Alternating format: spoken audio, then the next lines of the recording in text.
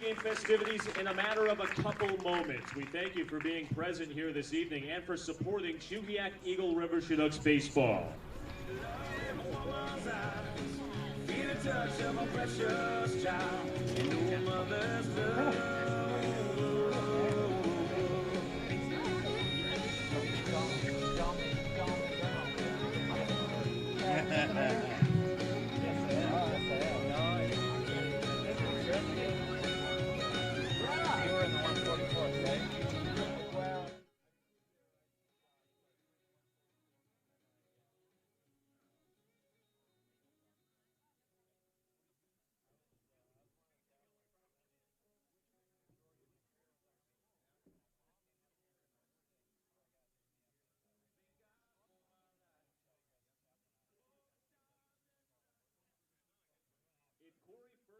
Or Bob.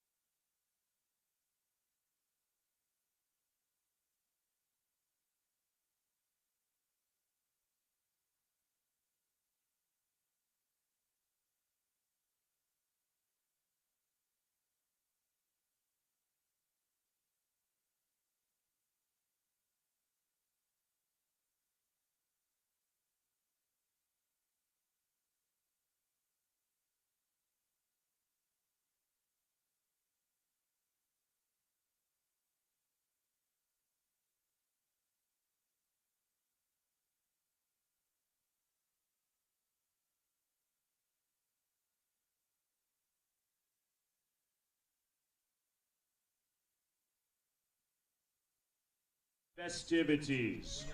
Will the Army Band please take your post between the pitcher's mound and second base?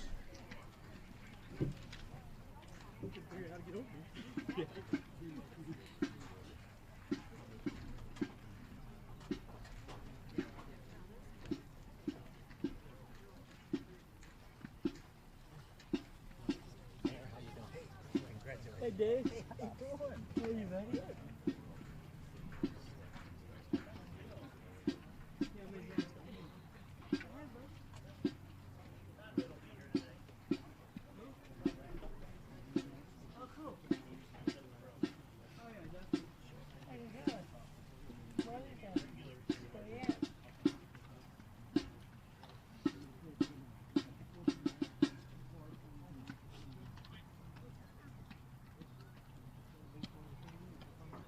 Chinooks veteran fans, please make your way to the third base line at this time.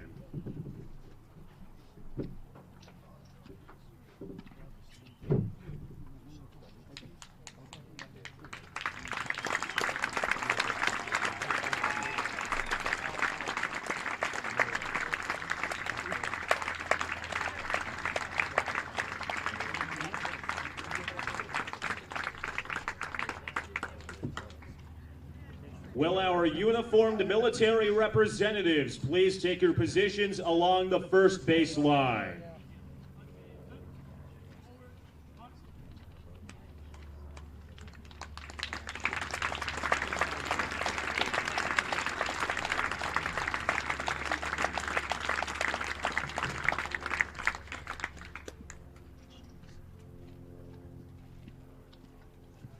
At this time, we would like to thank tonight's sponsor, Corey Ferguson, to make your way to the first base side of the pitcher's mound.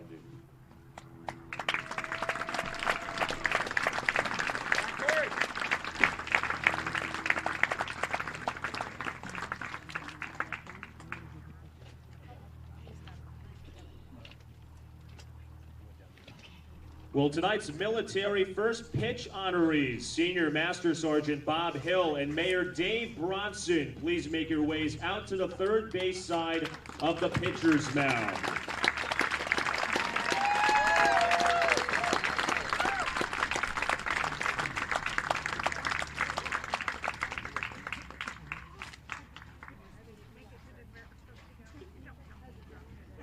The state of Alaska has the highest per capita population of military veterans of all 50 states, with almost 17% of Alaskans having served in the military. Chinooks fans are certainly a part of this tradition of service, so we would like to recognize the military veterans in our community who have been stalwart supporters of our team.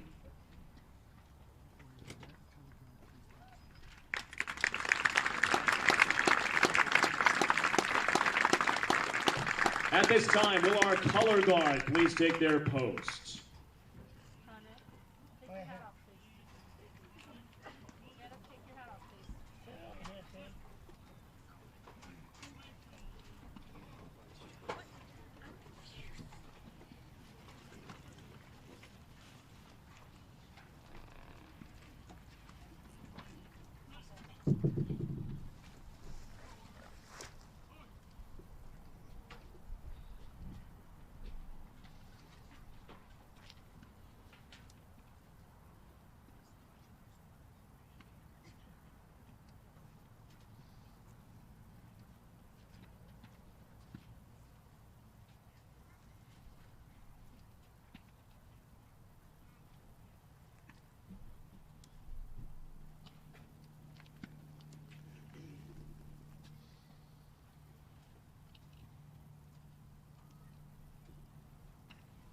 That other hand, you just.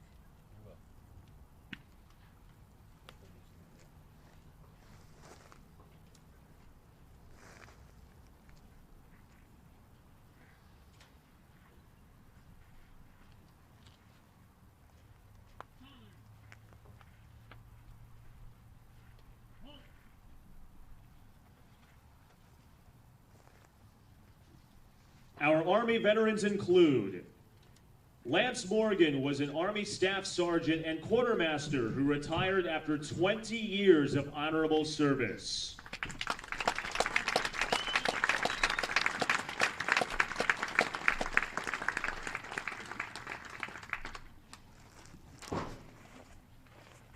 Ryan Zachary is a retired Lieutenant Colonel and Artillery Officer. Colonel Zachary served in Operations Iraqi Freedom and Enduring Freedom.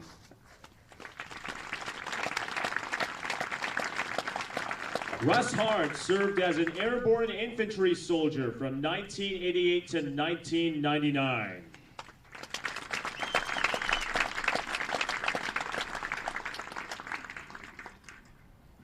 Calvin Clements served 13 years as an airborne soldier, which included a deployment to Iraq.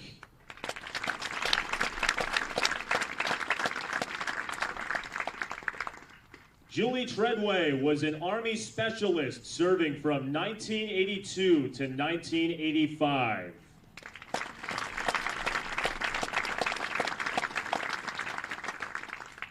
Brandon and Megan Byers both served in the Army, where they met each other and eventually married.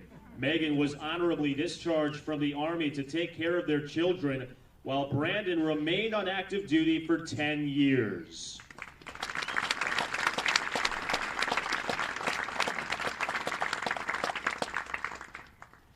Our Navy veterans include Bob Montgomery, who worked in aviation ordnance and also served in the Army Signal Corps. Bob's military service ran from 1977 to 1985.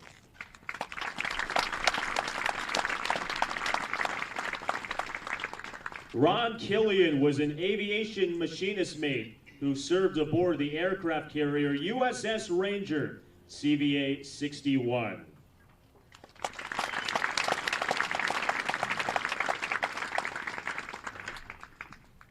Our Marine Corps veterans are Bill Eldred, a Lance Corporal who served as an armorer and combat swim instructor during the early to mid-1960s.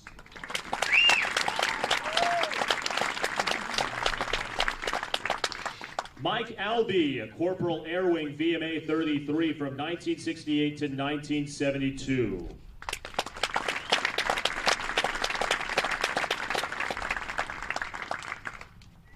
Our Air Force veterans include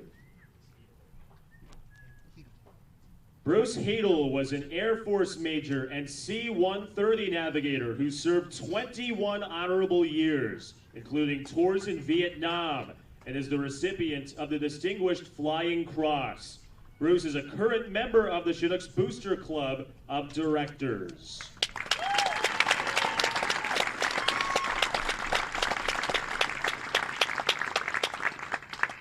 Ted Manolis, a lieutenant colonel and pilot who flew C-130 aircraft and retired after 20 years of honorable service.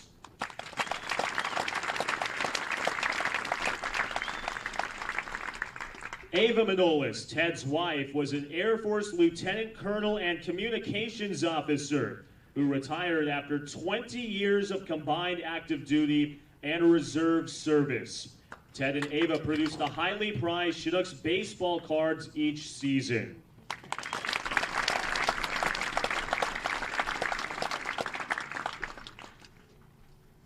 Wayne Gracie joined in the Air Force in 1967 during the Vietnam War. He was honorably discharged in 1976 with the rank of Technical Sergeant. Wayne has lived in Alaska since 1971.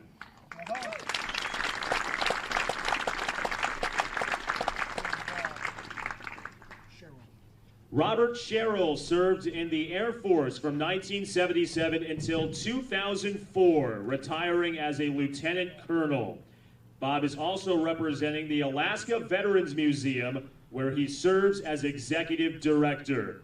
The Alaska Veterans Museum is dedicated to ensuring that Alaska's veterans are not forgotten. They do this through remembering, honoring, educating, and inspiring. Alaska Veterans Museum is located at 333 West 4th Avenue in Anchorage and is open to the public Wednesday through Saturday from 10 a.m. to 5 p.m.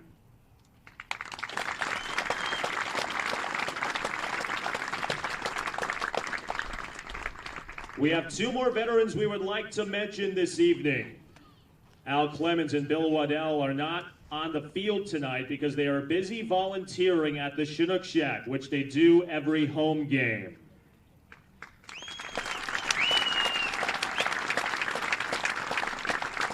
Al Clemens was an Army specialist during the Vietnam era of 1972 to 1974. Al also served as a treasurer and board member for the Chinooks Booster Club for many years. Al's lovely wife, Jackie, is also working in the Chinook Shack tonight.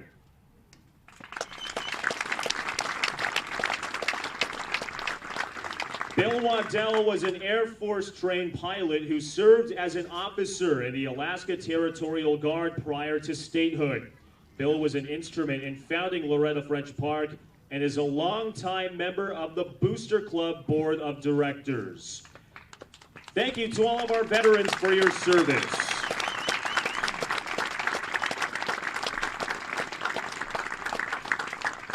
We will now introduce our uniformed personnel who are assembled on the first base line.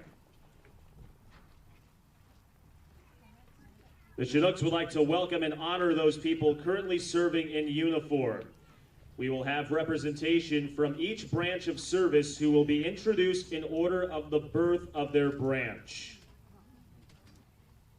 Representing the United States Army is Sergeant Carrion Smith. Sergeant Smith has been in the Army for 6 years and deployed to Afghanistan during 2017 and 2018. He is currently assigned to the Army Recruiting Office in Anchorage.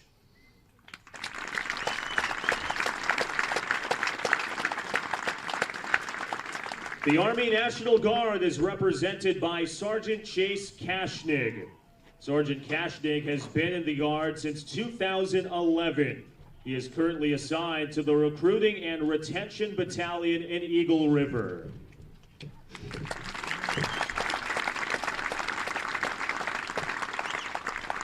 Representing the United States Navy is Petty Officer Second Class Rico Villacruz.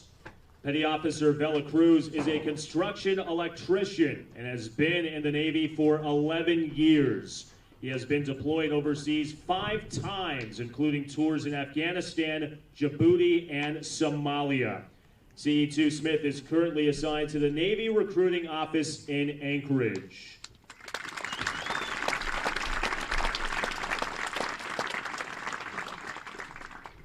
The United States Marine Corps is represented by Sergeant Richard Park. Sergeant Park is a graduate of Service High School who joined the Marines in 2016. His primary military occupation is military police, and he served with Detachment Delta, 4th Law Enforcement Battalion, before being assigned to the Marine Recruiting Office in Mountain View.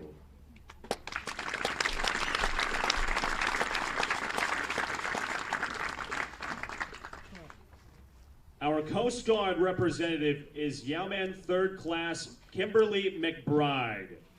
Petty Officer McBride served 4 years in the Marine Corps prior to joining the Coast Guard. She has been in the Coast Guard for 2 years and is presently assigned to Coast Guard Sector Anchorage.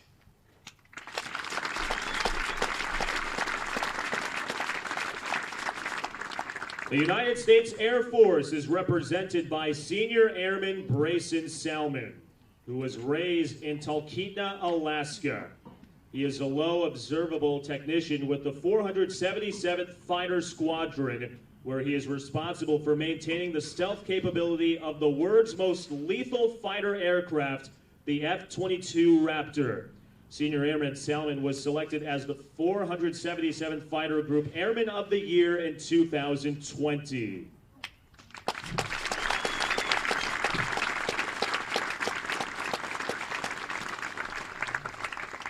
Ladies and gentlemen, at this time, to say a blessing for our troops is Chinooks Assistant Coach Ted McGovern, who is also a colonel on active duty with the Alaska Army National Guard, where he serves as the State Command Chaplain. I will now turn the microphone over to Chaplain McGovern.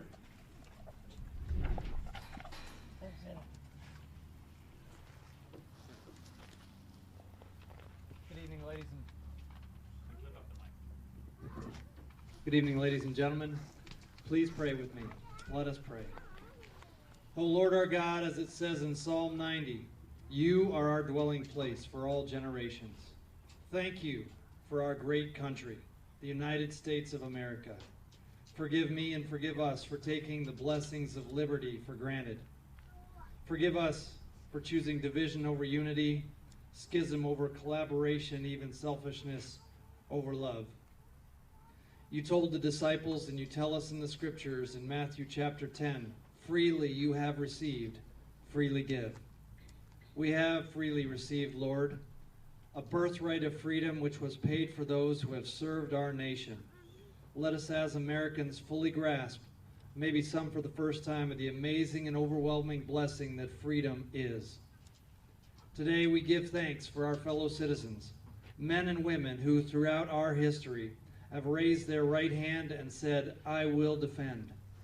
Help us not only to celebrate their service, but also emulate their example. Help us in our own capacity, in our own place and time, to serve as we have been served, to be part of the solution and not part of the problem, to be a blessing as we have been blessed.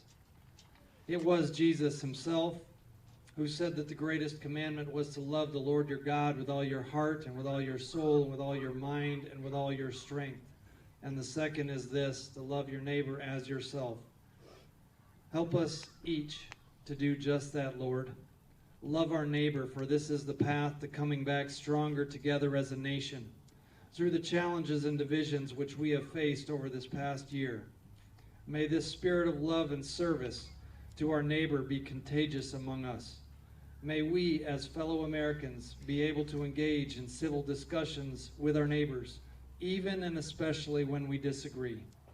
And may we, Lord, in all things, recognize and respond with gratitude for your wonderful hand of providence.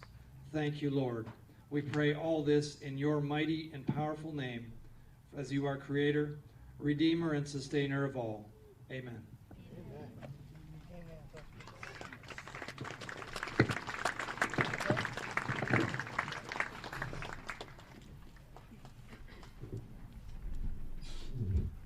Ladies and gentlemen, at this time we will announce the starters for the visiting Anchorage Glacier Pilots. Well, our non-starters, after the introduction of the starters, make your way along the first base line. Leading off, a senior right fielder from Middle Tennessee State, number 16, Cole Escher. Batting second, a sophomore third baseman from UC Irvine, number 12, Connor McGuire. Batting third, a sophomore first baseman from New Mexico State, number 5, Ethan Mann. Batting cleanup, a junior left fielder from New Mexico State, number 14, Tom Tabak. Batting fifth, a sophomore shortstop from Fresno State, number 4, Blake Wink. Batting sixth, a freshman catcher from Loyola Marymount University, number 3, Grant Weiss. Batting seventh, a freshman designated hitter from Vermilion Community College in Anchorage, Alaska native, number 25, Taryn Zagita. Batting eighth, a junior second baseman from Middle Tennessee State, number 7, Fausto Lopez. And batting ninth, a freshman center fielder from Loyola Marymount, number 2, Devin Ornelas. The Glacier Pilots are coached by Robert Anders, assisted by Pablo Cabrera and Jack Murphy.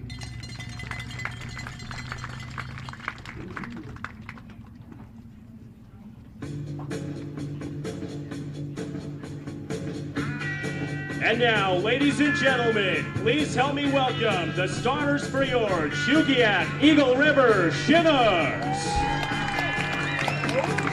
Leading off, a junior center fielder from the Masters University, number 10, Will Bass.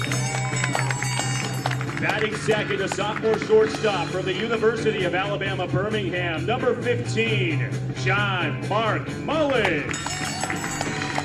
Batting third, a senior left fielder from Northwest Nazarene, number 12, Hayden Keller. Batting cleanup, a redshirt freshman designated hitter from the University of Northern Colorado, number 22, Johnny Graham. Batting fifth, a junior first baseman from Gardner-Webb, number 8, Joe Brazil. Batting sixth, the redshirt freshman right fielder from Tarleton State, number 25, Colby Ferris. Batting seventh, a sophomore catcher from the University of Alabama, Birmingham, number 55, Joseph Keel. Batting eighth, a freshman third baseman from the University of Alabama, Birmingham, number 24, Leo Harris. Batting ninth, a sophomore second baseman from Northern Illinois University, number 5, Patty McCormick. And on the mound for the Chinooks, a 5'8" sophomore right-hander from Colorado Christian, number 4, Justin Estrada. The Chinooks are coached by John Grove, assisted by Chris Beck, Troy Hervey, Ted McGovern, and Mark Ortiz.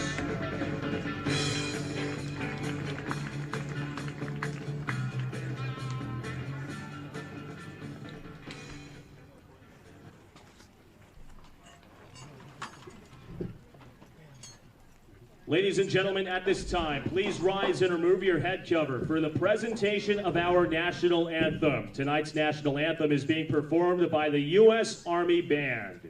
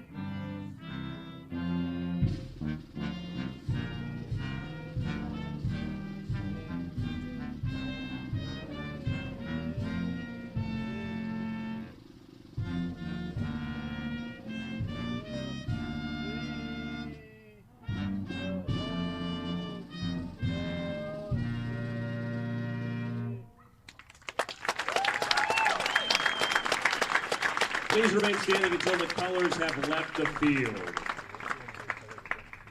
Huh? I did.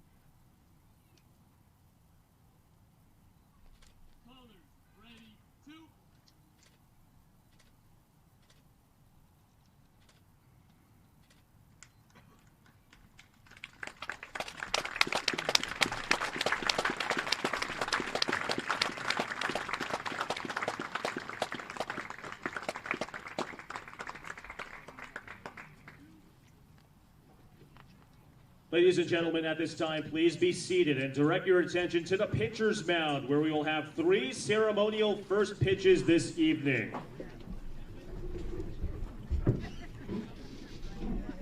Our first pitch will be thrown by Corey Ferguson, owner of God, Guns, and Auto in Eagle River, and sponsor of tonight's event. Whenever you're ready, let it rip, Mr. Ferguson.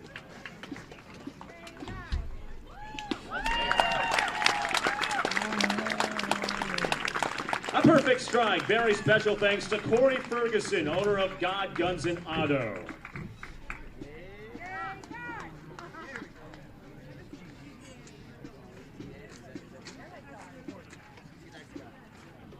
Our second ceremonial first pitch will be thrown by Bob Hill.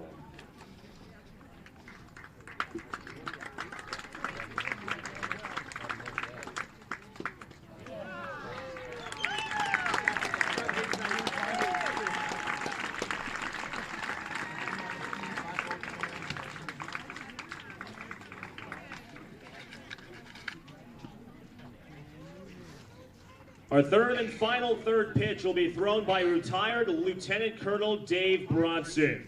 Colonel Bronson served a total of 24 years of military duty. He was an active duty Air Force pilot from 1981 to 1990. He then served in the Air Force Reserve from 1992 to 1993 and in the Air National Guard from 1993 until his retirement in 2005. Colonel Bronson was a full-time commercial airline pilot from 1990 until 2000 while serving in the Reserve and Guard. In May of this year, Colonel Bronson was elected mayor of Anchorage, and he was sworn into office yesterday. Mayor Bronson, will he please throw out our first pitch as mayor?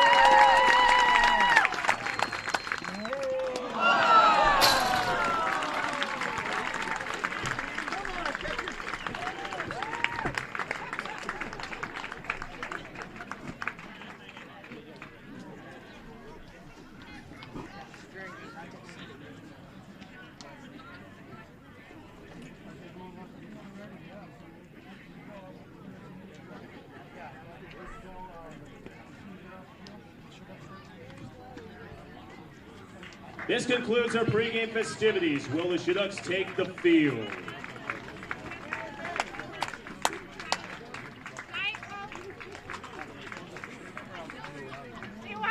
Our umpiring crew this evening: behind the plate, Ken Garner; at first, Tom Swoboda; and at third, Roberto Pattison.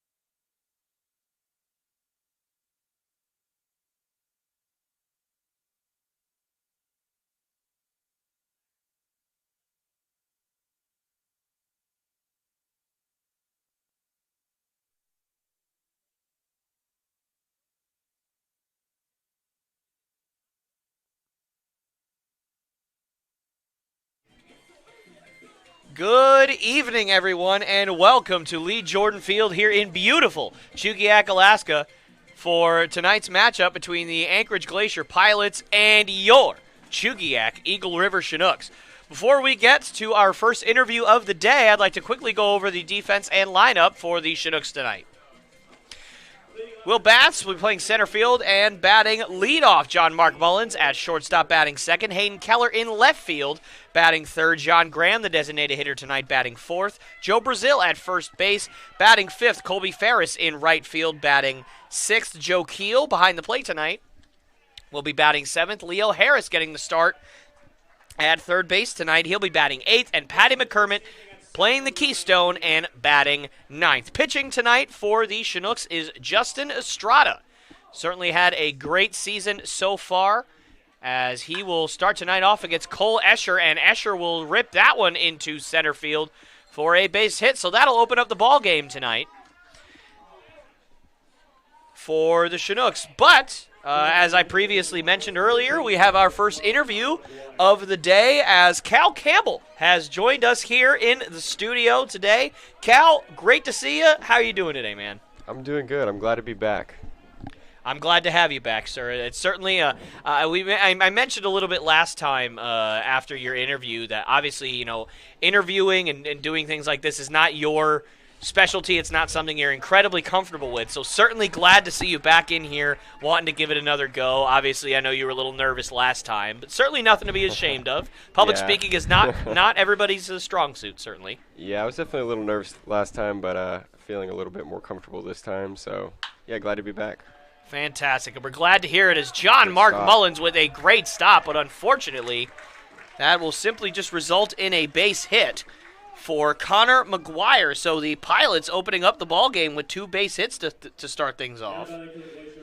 First baseman number 5, Ethan Mann. So Cal, the last game that the Chinooks played was obviously on Wednesday. You guys played the Legion All-Stars. You batted fifth in the lineup. You had yourself a pretty good ball game. Obviously, what kind of goes through your mind during games like that, where, you know, you're up big, it's not really going to count for anything in terms of your stats or anything. So what kind of goes through your head when you have to have games like that? Yeah, I think it was definitely just one of those games where kind of trying to find that balance of, you still want to play hard, but also realizing that really the true point of us playing that game was, was just to interact with some of the local guys. And that one is hit very, very high in the air to left field, and Hayden Keller will take a few steps in to make the catch. Cal, sorry, go ahead. It's all good. That was a great pitch there by Jay Stroud. Certainly He's one of the best hitters in the league right there, so glad to get him out. Certainly, especially with two guys on. Yeah. So, as I was saying, just it was just really a good opportunity for us to interact with those guys, and we got to share the gospel with them before the game, and just hopefully just be a good influence on them. And even though it's kind of hard to believe, those guys really look up to us. So it was just a great time to interact with them, but also a good time to really kind of focus on some mechanical things, whether it's at the plate or out in the field, able to slow the game down a little bit, relax a little bit more, and just play some baseball. So it was a lot of fun. Very, very good. Before we continue the interview, I do have to do something really quick. So, and I hope you don't mind, but okay. I want to do it. Otherwise, I will just completely forget to do it. So I'm going to do it while I have it in my head. So obviously, pitching tonight for the Chinooks is Justin Estrada, and Justin Estrada and his family have a huge military connection. Obviously, here tonight on Military Appreciation Night. For those of you who were here for the pregame festivities, it was absolutely amazing. Certainly a wonderful sight, and I'll go in a little bit more into that a little bit later, obviously, because I don't want to waste a lot of Cal's time just kind of talking about other things. But one thing that I was asked to do specifically by Justin is that one is drilled deep into right field, and Colby Ferris leaps at the fence, and he will not get it. So Tom Tabak with a 3-run shot, and the Pilots take an early 3-0 lead here in the top of the first. Certainly not what you want to see there for the Chinooks.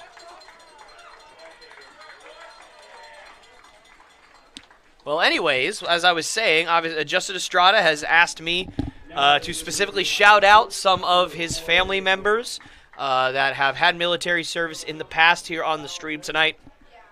So I'm going to shout those out right now. So his grandfather, John Rodriguez, who served in the Army, Justin Estrada's brother, Paul Estrada Jr., who served for 18 years in the Marines.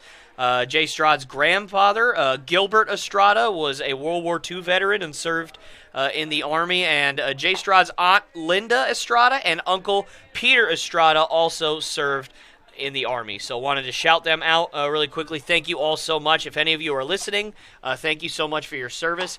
And if anybody in Justin's family is watching, please make sure that not only you tell them my sentiment specifically, but all of us here at the Chinooks family. Thank you so much for all of your service. All right, so with that out of the way, Cal, we can, I apologize, we can get back to the interview, as that one is drilled to fairly deep center field, and that's going to land on the warning track as Will Batts couldn't get there. So Blake Wink will turn and head to third base. And Blake Wink with a triple.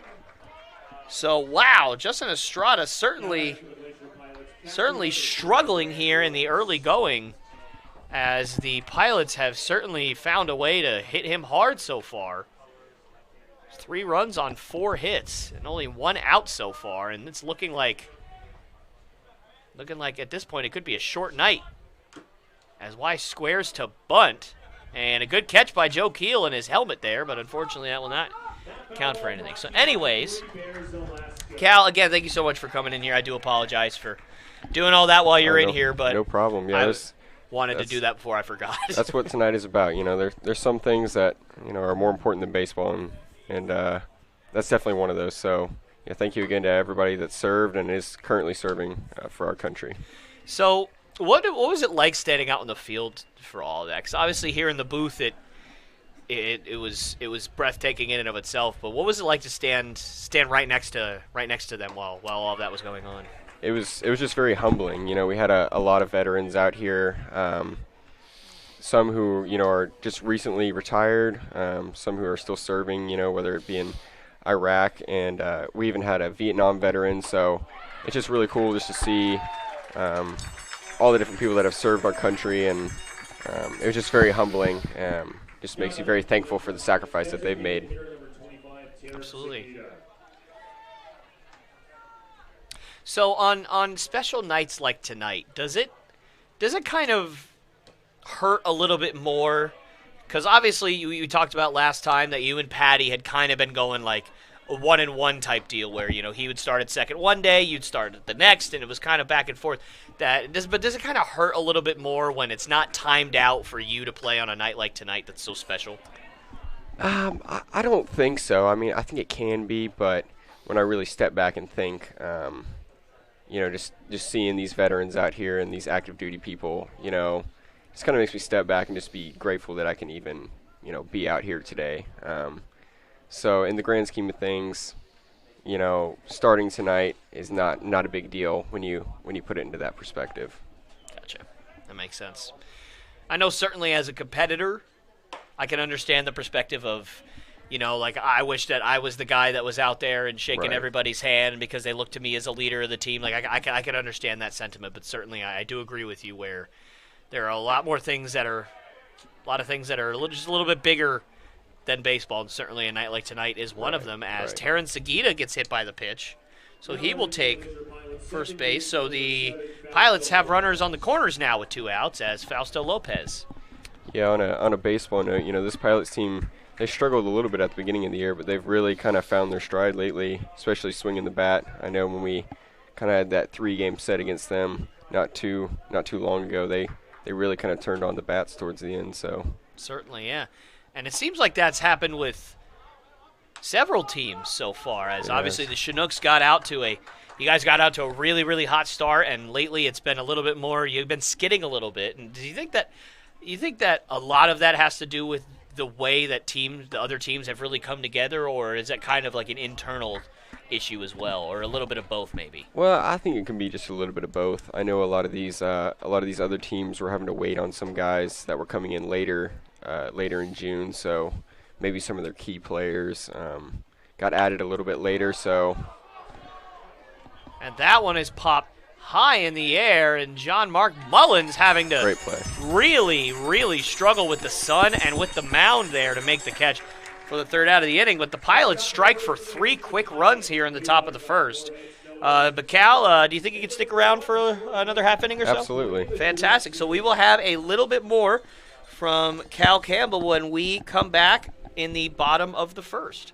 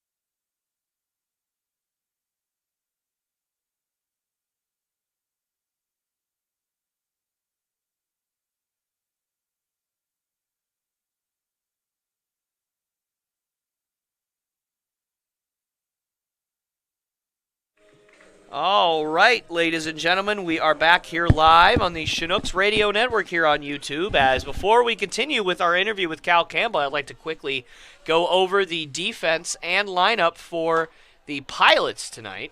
So Cole Escher is in right field. He is batting leadoff. Connor McGuire is at third, batting second. Ethan Mann at first base, batting third. Tom Tabak, who hit a home run in the first inning, batting cleanup and playing left field. Blake Wink, the shortstop, batting fifth. Grant Weiss behind the plate, batting sixth. Terrence Seguida, the designated hitter, will be batting seventh. Fausto Lopez at second base will be batting eighth. And Devin Ornelas is in center field, batting ninth. The pitcher for the Pilots is Easton Sikorsky, making his third start against the Chinooks so far this year. And he starts things off with a 4-pitch walk to Will Batts, so certainly a good start for the Chinooks as they are already in an early hole, and they're going to look to climb out. Excuse me. Yeah, Will Batts, it's been a great leadoff for us all year, and getting on base there, and then bringing up one of our best hitters, really one of the best hitters in the league, John Mark Mullins right now. So definitely puts us in a good spot. So we talked a lot last time and a little bit today also, just kind of about the dynamic of playing time between you and Patty. What have you been able to learn from Patty, though? It's a kind of an area we haven't really explored yet. So what have you been able to learn from Patty and take from Patty, obviously, as he's been here for a couple of years now. So what have you been able to learn from him so far? One of the things I admire most about him is just how hard he plays. You may notice, he will dive for any ball that is even relatively close to him. So you're going to get 100% effort out of him all the time, and he's willing to try to take an extra base. And so just really just watching him, watching how hard he plays, it just makes you want to play that much harder. So I think that's really just one of the main things that I've learned from him. Absolutely, yeah. Certainly enjoyed having him in the booth last week, and certainly I'd like to get him in here solo, as he brought Joe Keel with him last time, and that was a lot of fun, certainly. But definitely I want to get him in here solo. We can deep dive into some things. Another guy that has kind of been a favorite here in the booth has been Pate Fullerton. We had a really long conversation during the last ball game against the Legion All-Stars. He was in here for 2 innings, and we had a really great time. So what have you learned from Pate so far? I think Pate I think he's just done like a really good job and helped me out. You know, he's also kind of had a weird situation where, you know, there's been times where he's played, you know, a lot of back-to-back games, and then he's had, you know, several games off here. And so just been able to kind of watch him and how he handles, you know, having to sit the bench sometimes. And he's just a great teammate no matter what, no matter where he's batting, whether he's playing, whether he's not playing. So just observing him and how he handles the situation. Gotcha. So Sikorsky fires that 3-0 pitch in there for a strike, and that is the first strike of the ball game for him. So certainly you never want to start off a game with 7 straight balls, but certainly it doesn't seem as bad when you're already ticketed to a 3-run lead early. And the 3-1 is swung on and hit into right field. And Cole Escher will come on and make the catch for the first out of the inning. Now batting for the Chinooks, a senior left fielder from Northwest Nazarene. So Cal, what has been Keller. what has been the most fulfilling thing that you have done so far here in Alaska? Ooh, that's a tough one. Well, I think one of the coolest things that we've gotten to do is just get to share the gospel with just some of these teams before batting practice. So far, I think we've shared with obviously the Legion team, and as well as, I don't know, I can't remember if you remember, was it the Bucks or was it the? I think it was the Pilots. Or maybe it was the Pilots. I thought that I think you guys ended up doing it the third game. That's right. It was on a Sunday. That's right, we did. Yeah. And that's just, I think Coach Beck described it the best way. He said it's one of the coolest and one of the weirdest, like, experiences you'll ever have. For sure. You know, just walking across a baseball field, and then having somebody explain what Athletes in Action is, someone giving their testimony, and then someone walking them through what the gospel is. And so it was just really cool to have that experience. It was slightly awkward, but I'm really glad that we get to do that, and I look forward to doing that with the rest of the teams here in the ABL. So Certainly, yeah.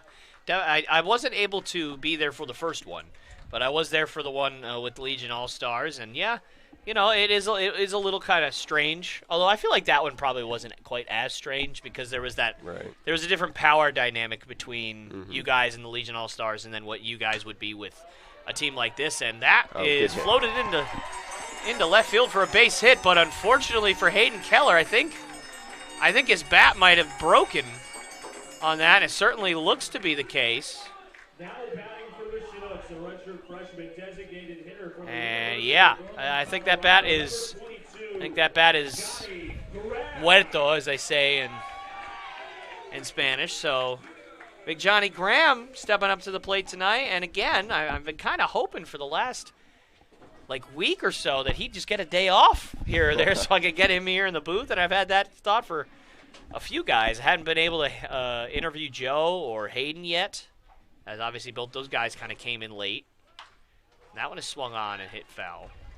Well, luckily for us, Big John, as we call him, has been hitting really well lately, so we've definitely needed him in the lineup, and glad that he's hot again, and hopefully he can get us a few runs right here. Absolutely.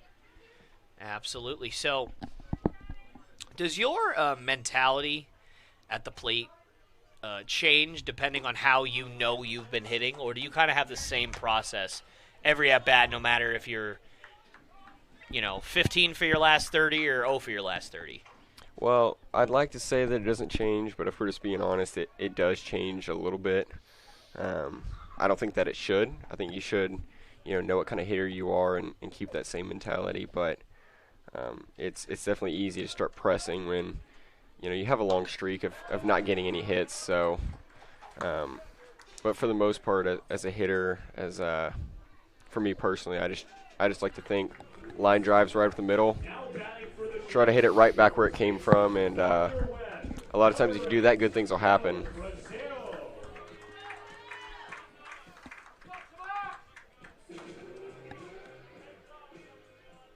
So now Joe Brazil will grab a bat and swing it with 2 outs and 2 on here for the Chinooks, and that one's outside.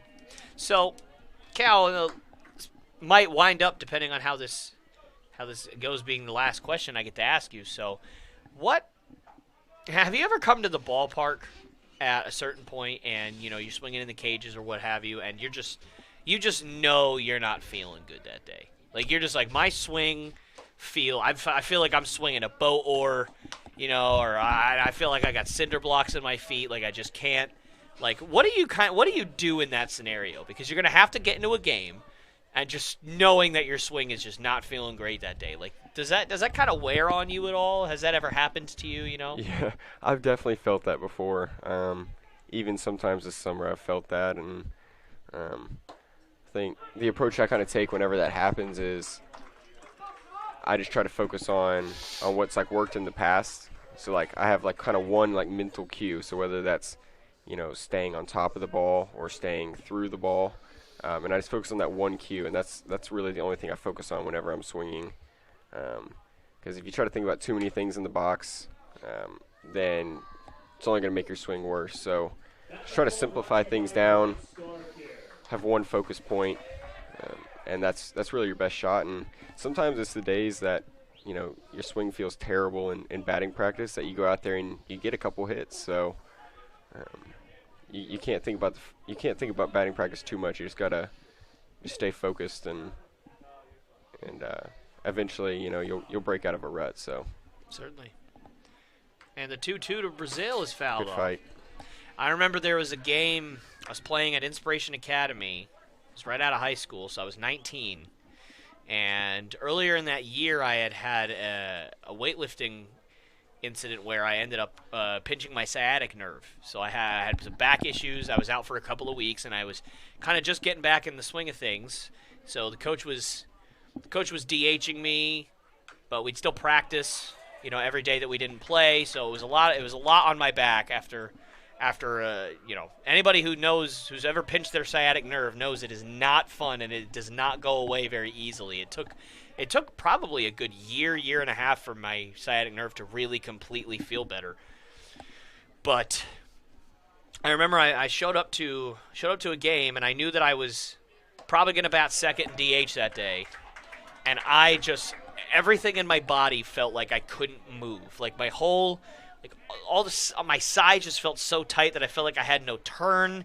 It was just one of those days where my body was just not having it. And so I walked to my coach and said, "Listen, coach, here's what's going to happen. I'm going to either ground out to second base or I'm going to walk every at-bat today because I literally have no power. I have no ability to do anything right now." And sure enough, literally every at-bat, I would basically just try to foul every pitch off until I walked or until I struck out. That's basically how that went for me. So I definitely understand. Yep, it happens.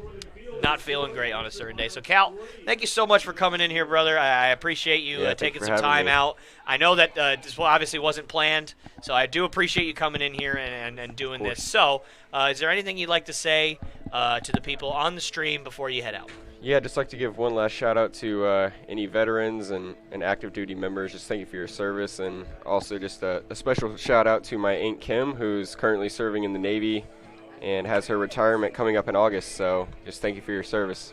Fantastic. Thank you so much, Cal. Hope to have you back in here soon, buddy. Yeah, thank you.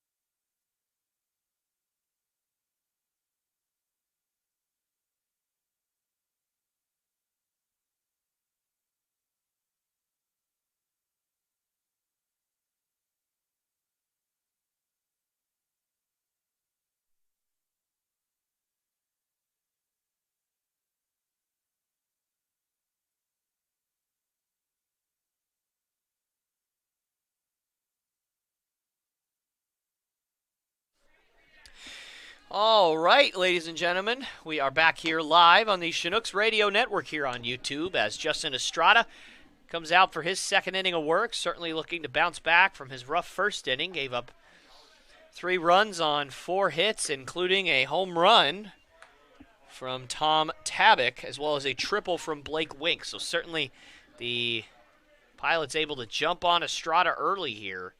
And he has fallen behind as Devin Ornelas swings and fouls that one straight back, as we'll have to excuse us as we fix the camera here.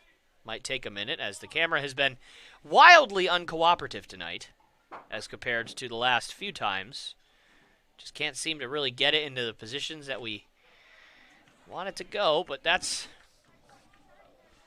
going to happen sometimes. But anyways, ladies and gentlemen, certainly I want to talk a little bit about the Military Appreciation Night that we have had here tonight, and certainly it is, in my mind, the biggest night of the year for us. And I mean, I understand that the possibility of winning a championship is certainly why we're here, and that would certainly be a big game, and I don't discredit things of that sort. However, I think any night that we can honor our military, honor our veterans, honor those who have devoted part or most, if not all, of their lives to protecting the freedoms that so many people, including myself, often take for granted. It's certainly something that needs to happen more often.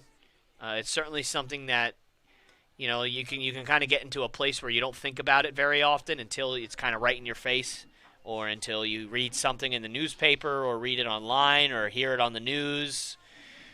And certainly any night that you can come out here and you can see those who have served and have come home to be with their families and served and are still actively serving, and being able to see the process that they go through and just the body language, the mannerisms, see how they operate, it's certainly an honor.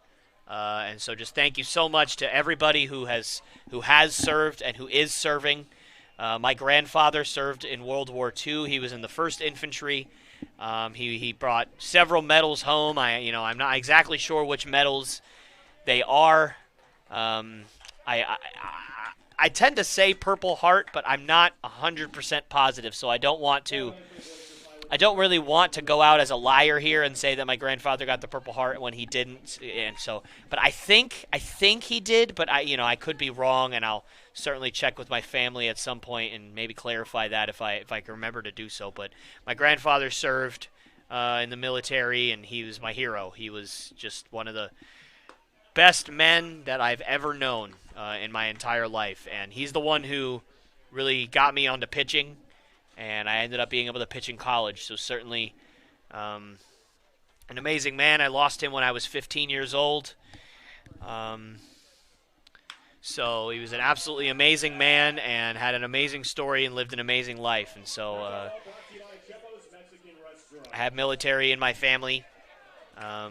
So certainly I can appreciate the struggle. I can appreciate the sacrifice. Obviously, I'll never be able to fully comprehend it or fully appreciate it because I'm not in it. But certainly, it's just an amazing thing to be able to honor them tonight and use the freedoms that they have given us through their sacrifice to honor them. So certainly an amazing thing. So Justin Estrada is working with a runner on first base and 1 out here.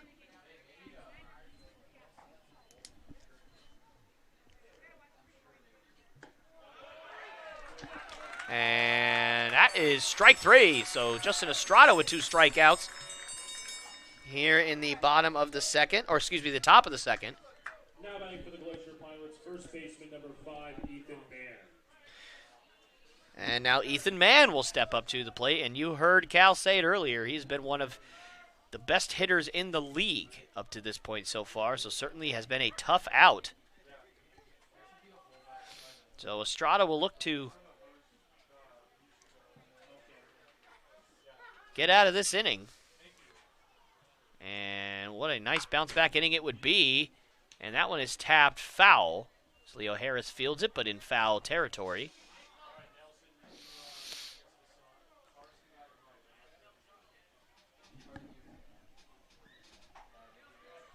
So on the other hand, the Peninsula Oilers and Anchorage Bucks are playing tonight. Currently, the score is 0-0 in the top of the fourth, at least according to my computer screen. Certainly, it could be different in real life, I suppose. But certainly a game to watch, as both teams have been playing good baseball recently, as pretty much every team has, except maybe the Chinooks. The Chinooks have certainly had their struggles over the last 5 or 6 ball games. As that one swung on and missed, and count will move to 1-2 as the absolutely Terminator-like pitching for the Chinooks has showed some chinks in its armor over the last week and a half.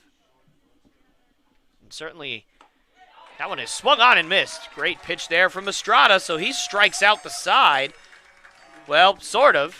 He strikes out all 3 outs, I should say. So, good bounce back inning from Justin Estrada, and we will head to the bottom of the second inning with the Chinooks trailing 3-0.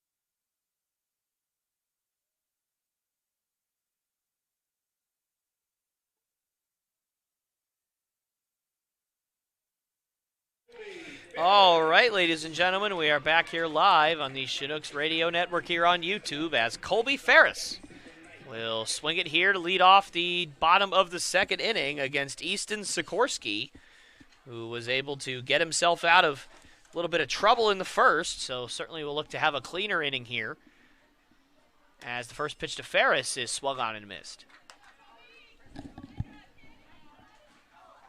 As I was saying earlier, or I should say, as I was saying in the last half inning, the Chinooks have struggled over the last handful of ball games as they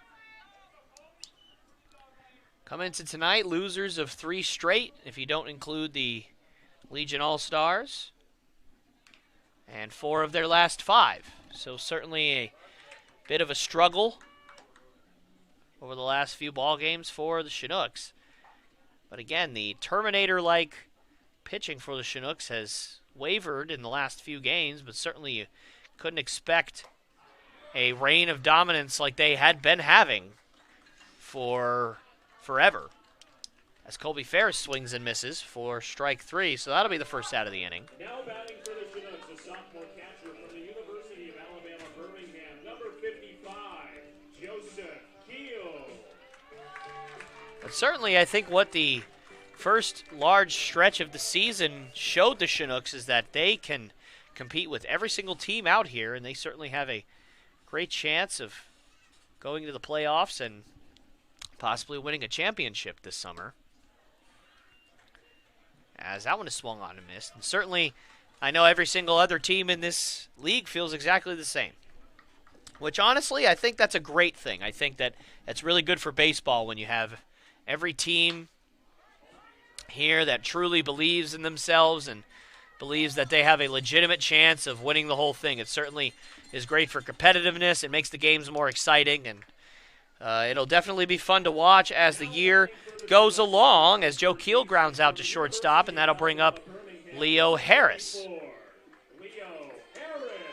We have not seen Harris in the lineup very often over the last week or so, and that's mostly because he's been used as a pitcher.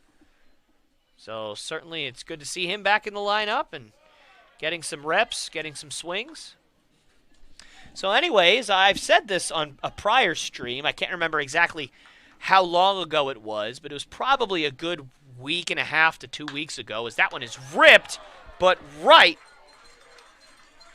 to Connor McGuire at third. So one third baseman accidentally lines out to the other. So that will end the inning, and a quick inning for Easton Sikorsky, as the Chinooks will head to the top of the third, trying to crawl back in this game as they trail 3-0.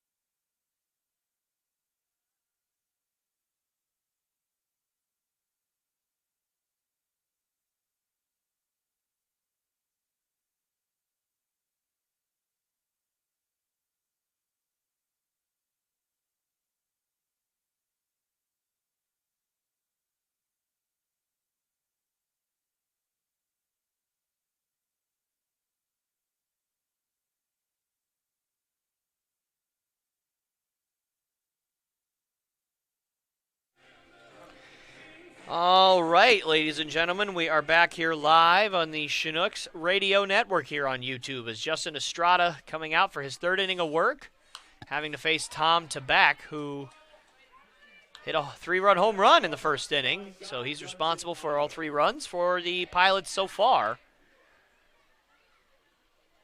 So Estrada certainly looking to avoid a similar fate here. That one's downstairs. So good to see Estrada, despite the home run earlier, go right after Tabak, excuse me. So anyways, I was saying this toward the end of last inning, but I didn't get it out as Theo Harris lined out to end the inning. But I have said this on prior streams. I'm not exactly sure when I said it, but it probably was a week and a half, 2 weeks ago, maybe even more. As Joe Brazil with a nice sliding play, as Estrada will go to the bag for the first out of the inning.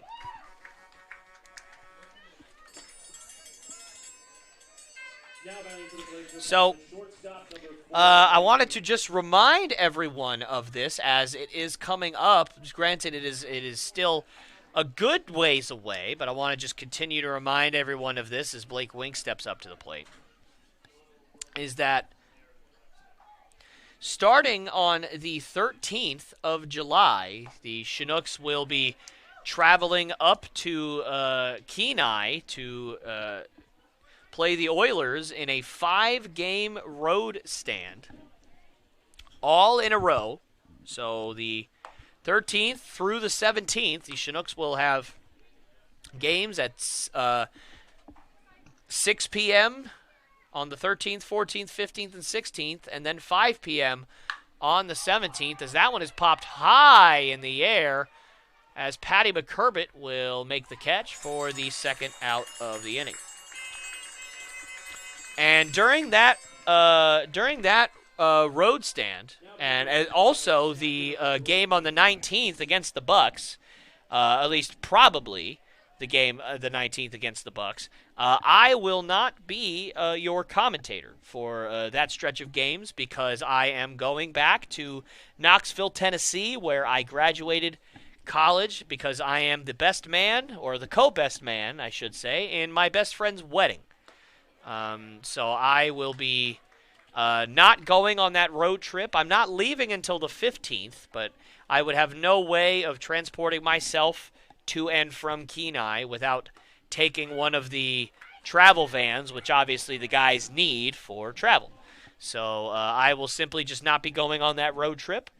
We are working on getting somebody to take my place. Otherwise, you are going to be hearing a lot of Aaron Davis for those 5 days, which I'm sure some of you would be very excited about. So we'll certainly keep you updated on what's going to happen with that. And I said this previously that I will continue to remind you guys of this every so often so that you just prepare yourself for what is to come. As Estrada throws that one in there for strike 3 as Grant Weiss goes down for the second time tonight. So Justin Estrada bouncing back from his rough first inning as the Chinooks will head to the bottom of the third inning, still trailing 3-0.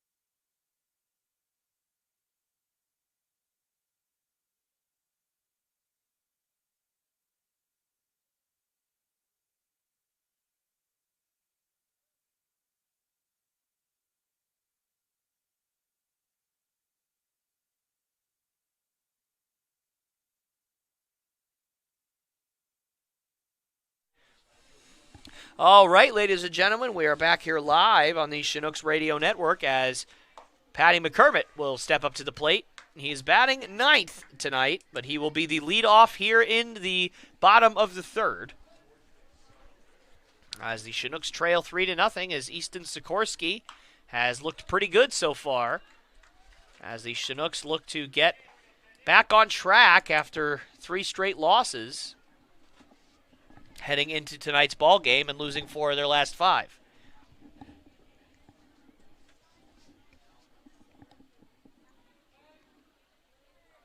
And that one is swung on and missed. So Patty McCormick goes down on strikes for the first out of the inning. And Will Batts will step up. He walked his last time up as Sikorsky struggled a little bit with control to open up the ball game, but certainly has bounced back from those control issues.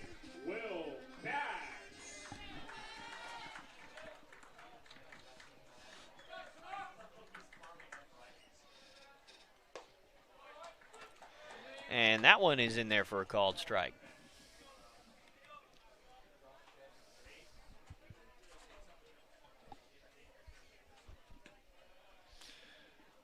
So Easton Sikorsky, I dare say, may very well be one of the league leaders in ERA, as I do believe if you kind of cap a performance, you know, let's say minimum of 8 innings pitched, I believe he is second in the league in ERA.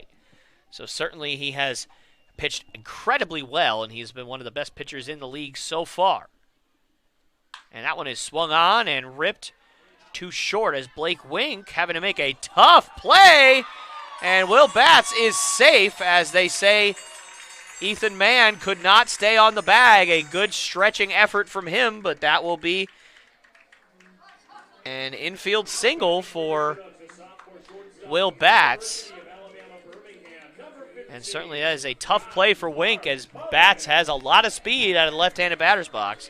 So now John Mark Mullins will swing it here. He flew out to right field in his first at-bat. So, and that one, actually, before I say that, that gets away. That's going to get to the fence, and Will Batts is going to try and head for third. The throw from Mann is not in time. So a throwing error from Sikorsky will result in Will Batts taking third base. So now John Mark has a great opportunity for an RBI here, and that will certainly help the Chinooks in their momentum, as they need a little bit of that as they trail 3-0 here. But anyways, as I was saying earlier, so we're just going to wait after this pitch, and that one is just downstairs. Not a bad pitch from Sikorsky.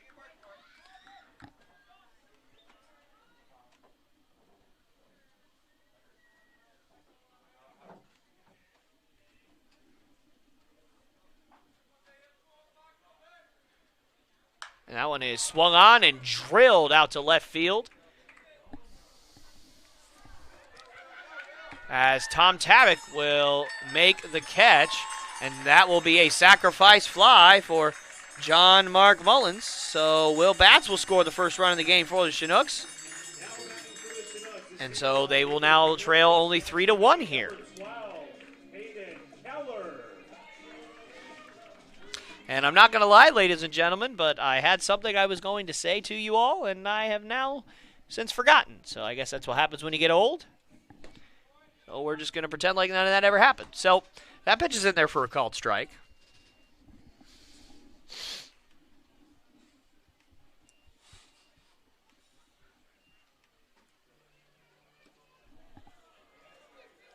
And that one is swung on and missed. So Keller down 0-2 here to Easton Sikorsky.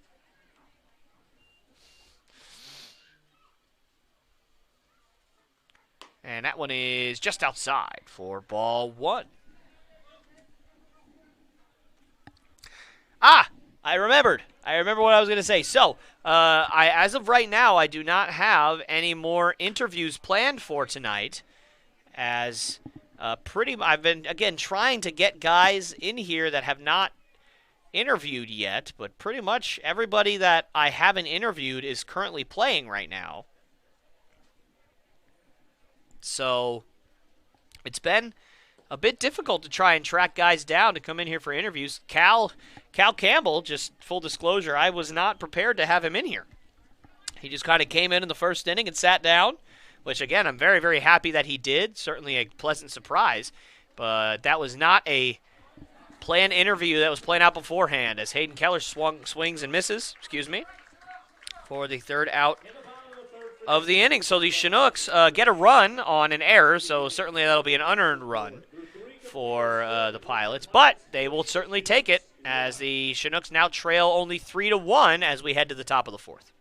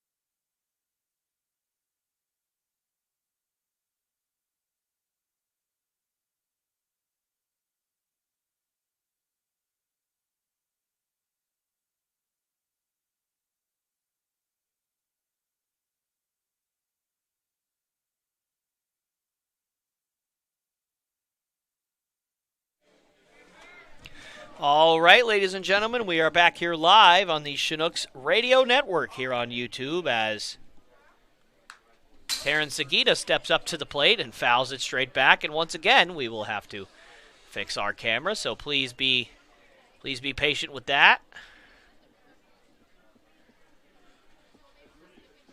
And Estrada certainly going right after Seguida. It's worked so far as he is now ahead 0-2. So the Chinooks currently come into today's ball game in third place of the first place Matsu Miners. However, they are tied in that regard with the Anchorage Bucks, at least in terms of how many games back they are. The records for the Bucks and the Chinooks are not the same, as the Bucks have played 2 less ball games than the Chinooks have, as the Chinooks come into today's ball game 10-9 and the Bucks 9-8. So the Bucks, if you look on the standings, they will be in second place because their winning percentage is just a smidge bigger. As that one is swung on and fouled straight back again.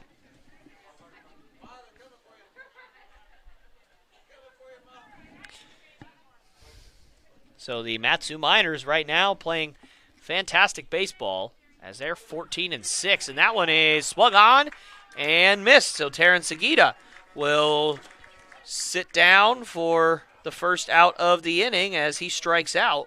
And so now Fausto Lopez, who popped out to shortstop in his first at-bat, will step up to the plate here.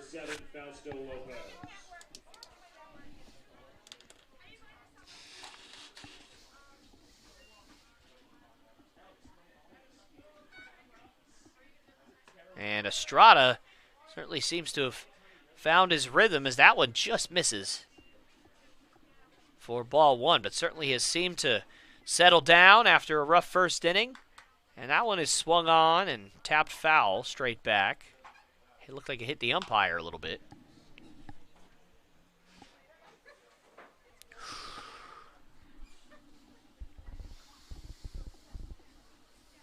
So the count is 1-1 to Lopez, and he swings and drills that in the 5-6 hole and into left field for a 1-out single.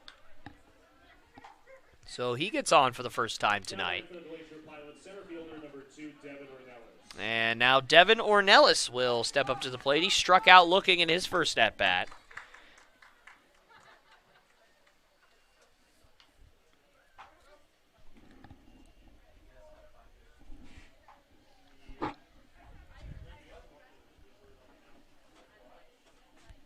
And Lopez takes off. Joe Keel fires down to second, and he just sneaks in as it looked like John Mark couldn't handle the throw, trying to tag Fausto Lopez quickly. So that will be a stolen base for Fausto Lopez. So now the Pilots have a runner in scoring position with just 1 out here as Devin Ornelas in a prime RBI spot.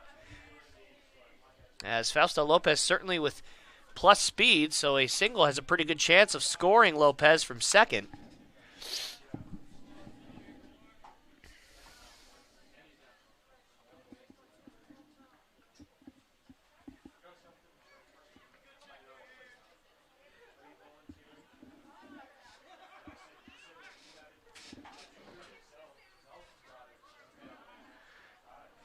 And Estrada looks over to second.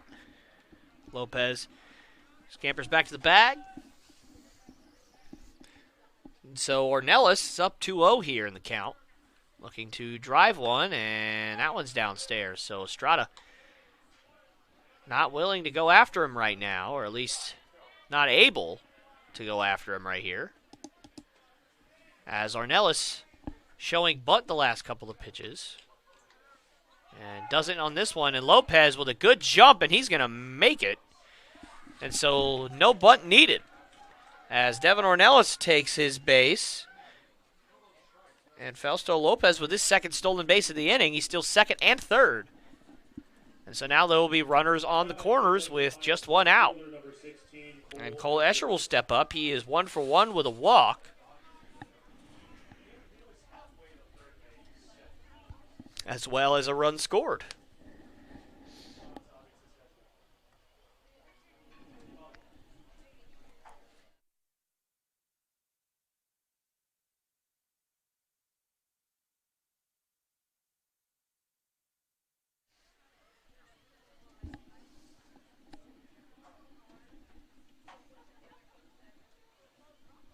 So Estrada looking to get the ground ball pitch right here.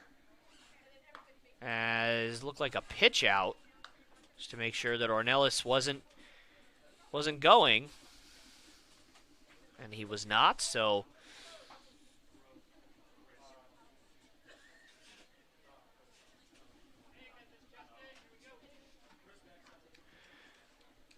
Justin Estrada down 1-0 here in the count to Cole Escher. And that one is just downstairs. So the count moves to 2-0. So again, a prime count for Escher.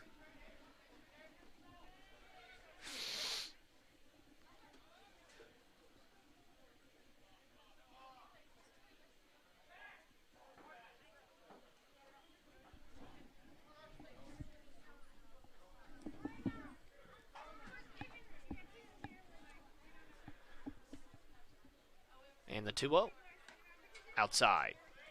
So Estrada down 3-0 in the count. And if Escher were to walk here, that would bring Connor McGuire to the plate with bases loaded and just one out. And that one is swung on and tapped foul over toward the Chinook dugout.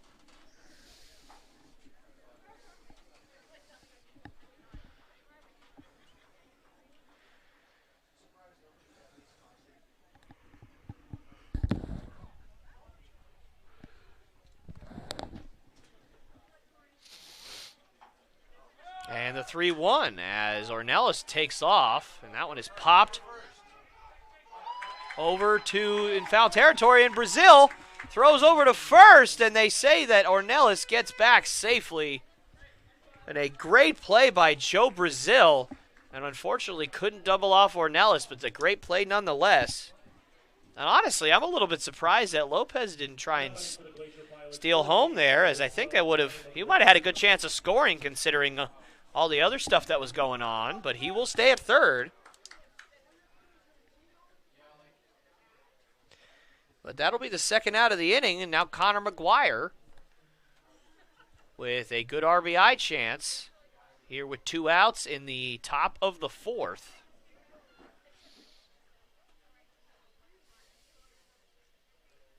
And the first pitch to him is, I believe, downstairs for ball 1.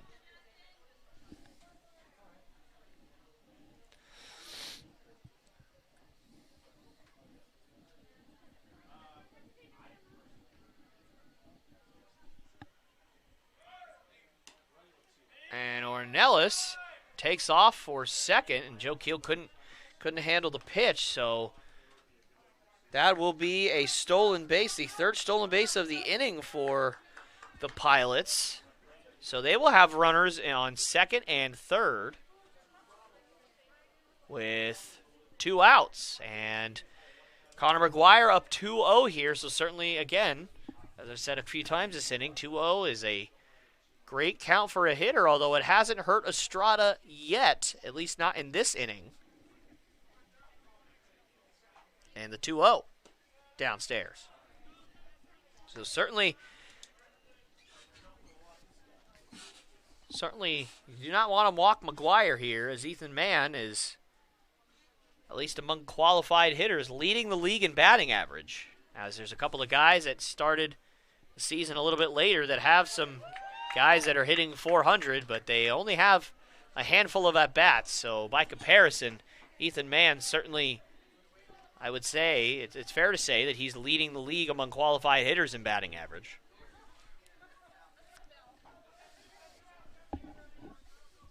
And the 3-1 is in there for a called strike, too. So Estrada's putting himself in a good position to still get out of this. And so Connor McGuire, who singled and scored in his first at-bat and struck out in his second, in a big spot here. And the 3-2 from Estrada is just outside, and you could tell Estrada wanted that one. But McGuire with a great take on a great pitch, so he will take his base. And now with the bases loaded, Ethan Mann will step up to the plate here. He is 0 for 2 so far tonight, so Estrada has certainly figured out a way to get him out so far. This is a much different spot. And the 0-0 to Ethan Mann is in there for a called strike. So Estrada gets the most important pitch of the at-bat for strike one. Certainly a very important pitch, as that one is upstairs. Man, I'm not sure if I'm Ethan Mann if I don't let that hit me. Get a run home, but the at-bat will continue. Certainly he's looking for more than just a hit by pitch. And the 1-1 is swung on and missed. A big swing from Mann, and he did not get it. So the count will move to 1-2. And safe to say, a huge spot for the Pilots and for the Chinooks. Probably more so for the Chinooks at this juncture, as they need some momentum, as that one is swung on and missed. And Justin Estrada gets Ethan Mann swinging again. And this time in a huge spot as he gets out of a bases-loaded jam with no damage done to end the inning. So the Chinooks will head to the bottom of the fourth with a trailing 3-1, excuse me. And just so you all know, we are going to try to fix the camera here, so if you're staring at the computer, watch your eyeballs.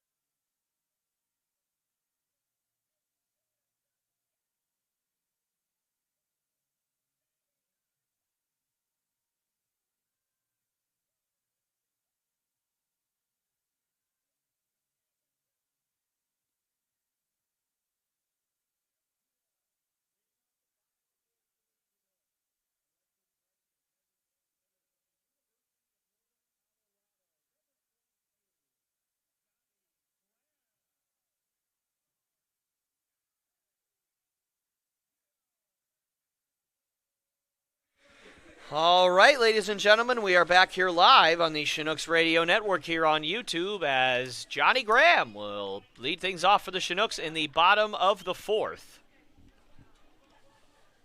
That one is swung on and missed. And Johnny Graham struck out in his first at-bat, so certainly he'll look to bounce back here. As Easton Sikorsky has looked about as good as he has been all season long, as that one is tapped over to Connor McGuire at third. He'll fire on to first for the first out of the inning.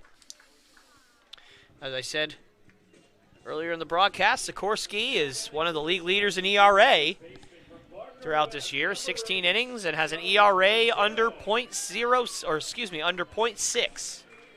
So way under 1.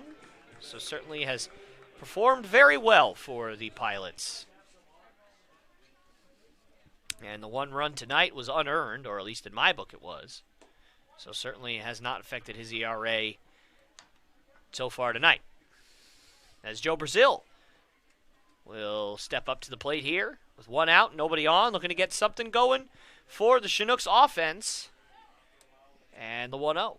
Swung on and drilled to center field, but playable for Devin Ornelas, who will make the catch for out number 2. So 2 quick outs for the Chinooks, as Colby Ferris will step up to the plate. He struck out in his first at-bat.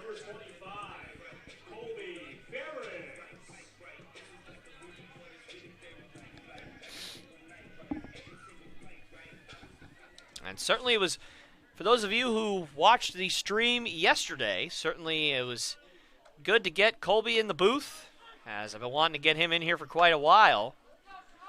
And pretty much plays every single game. Yesterday, he's even started yesterday in the scrimmage. And certainly a lot of that has to do with just the amount of outfielders. Chinooks do not have a lot of outfielders. And they have even less when pretty much every game one of the outfielders is a DH. So you have even less outfielders when you use one to be your designated hitter pretty much every day. Whether that's Hayden, whether that's Johnny. So certainly that doesn't help. So Colby's pretty much had to play every day, basically by necessity, because they didn't really have that many outfielders. And that one is swung on and missed as Colby Ferris strikes out for the third out of the inning. So another quick inning for Sikorsky as he goes 1-2-3 here in the bottom of the fourth. And so the Chinooks will head to the top of the fifth and hope to keep this lead right where it is as they trail 3-1.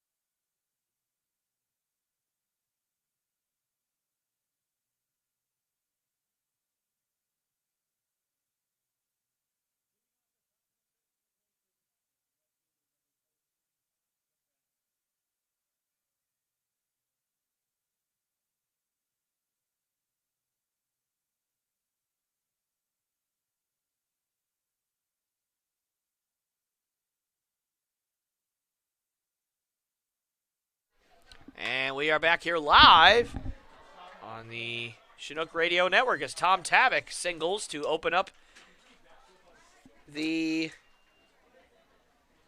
top of the fifth as Tom Tavik stays hot as he hit a 3-run home run in the top of the first. So certainly he's swinging the bat well tonight.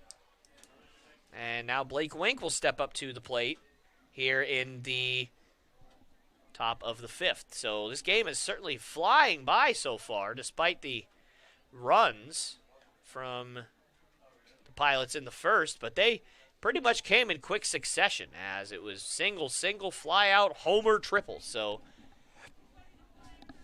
and most, if not all of those at-bats were 3 pitches or less. So certainly very, very quickly the Pilots took a 3-0 lead, and Easton Sikorsky has certainly helped the speed of this game go by as he has pitched very quickly and very well. Very efficient. And Justin Estrada, obviously one of the Chinooks who works pretty quickly. Doesn't take a lot of time in between pitches. Also, or I should say although, being in the stretch is a little bit different as they call Justin Estrada for a balk. So I do not believe that that pitch will count, as the count will remain 0-1, and Tom Tavik will get a free crack at second base. So obviously Estrada not pausing long enough in between coming to his set and delivering the pitch. And Wink squares to butt, and that one gets away from Keel.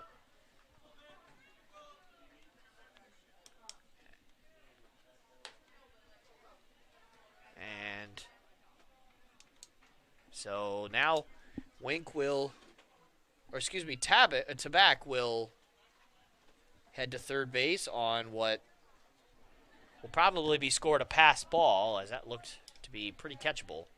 But you know what? That happens. It's happened to me. It's happened to every great catcher I know. It happens every once in a while, so certainly don't hold that against him. And the 1-1 to Wink is just downstairs for ball 2.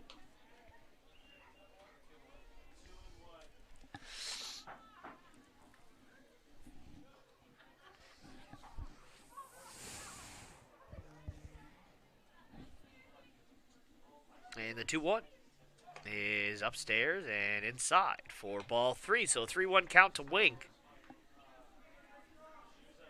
And you have to wonder if these control issues continue for Estrada. You have to wonder how long Coach Hervey is going to be willing to leave him out there, as that one's in there for a called strike. So Hannes Kindreich is up in the Chinook bullpen. He's been throwing for a little bit. So certainly starting to get ready here, just in case they need to turn to him in this inning. But Estrada looking to avoid that. That one's downstairs. So Blake Wink will take a walk with nobody out here. And time is called, and pitching coach Troy Hervey will come in and talk to his starter.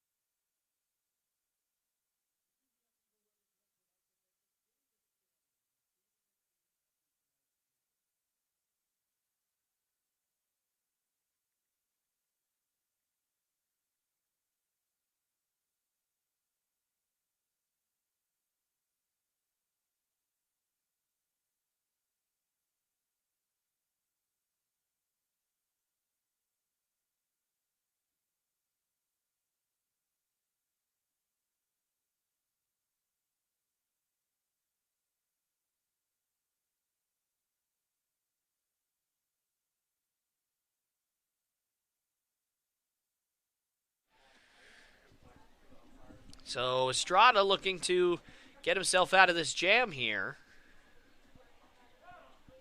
And time is called at the plate, and man, an unfortunate scenario for Grant Weiss, and I'm not sure I've ever seen that before. Unfortunate for him, as he gets plunked with a pitch, and time was called, so it doesn't count for him. And also, he has to keep swinging after getting plunked, which is just sad. You just really hate to have that happen. And I've certainly seen guys get, like, hit in the arm, and that one actually comes in and hits him again. And wait a minute, they're calling it a foul ball. And are you kidding me? And they're going to say that that didn't hit it. So Weiss has been hit with 2 pitches in this at-bat, and he's not going to go to first. Oh, man. And I know, again, I know I'm supposed to be biased toward the Chinooks, but, I mean, I played. And if I got hit with 2 pitches and I'm still not on first base, then at this point I'm just handing in my bat and saying, I don't want this anymore. I'm good. Just hit me in the head. Put me out of my misery. Whatever you got to do. So the count is 0-1. And a move over to first as Wink gets back safely. And I can even see from here the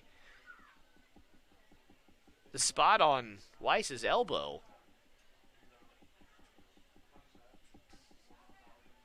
The 0-1. And that one, he gets down a perfect bunt. And they're going to try and score, and he is out! And a great play as Tom Tabak tried to sneak a run across on the bunt attempt by Weiss. And unfortunately, for the Pilots, that will mean the second out of the inning. And I have to tell you guys, that those 2 calls on the hit by pitches they might end up being way bigger in this inning than we could have imagined, especially after that play, as that one is swung on and missed by Terrence Seguida. And again, for those of you who missed it, Grant Weiss was up to plate, and just as Estrada was beginning to lift his leg, time was called, and the pitch was delivered. As you see sometimes, a pitcher not wanting to stop their delivery and end up hurting themselves, he threw it, and it actually ended up obviously accidentally hitting Grant Weiss. But unfortunately, since time was called, he couldn't take his base, and the next pitch also appeared to hit Grant Weiss in the elbow, but the umpire making the judgment call that it hit his bat instead of his elbow, which clearly, obviously, you can't necessarily see it from back here, but to me, it looked like it might have hit his elbow. But again, I'm not that close. So 2 hit by pitches, or at least theoretically in that at bat.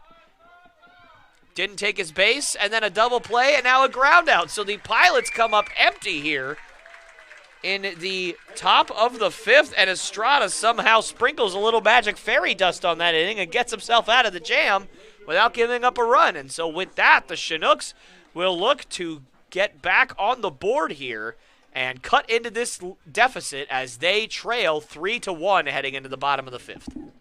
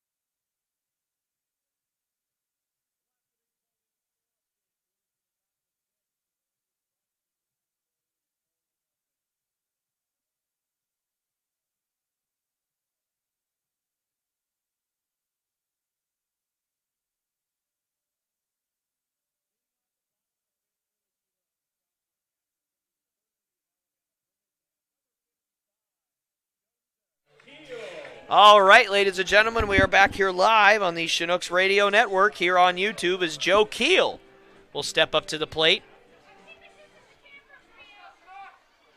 As the Chinooks will look to keep some momentum going.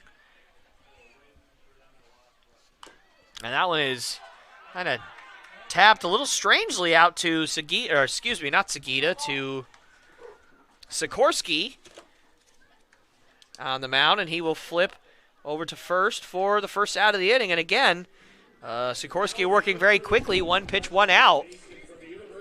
And here comes Leo Harris, and he hit the ball hard right on the screws his last at-bat, but unfortunately right to the third baseman, Connor McGuire, in his last at-bat. So he'll look to keep that same swing, but hopefully with a different result here in this at-bat. And Sikorsky certainly looking good here as that one is swung on and missed.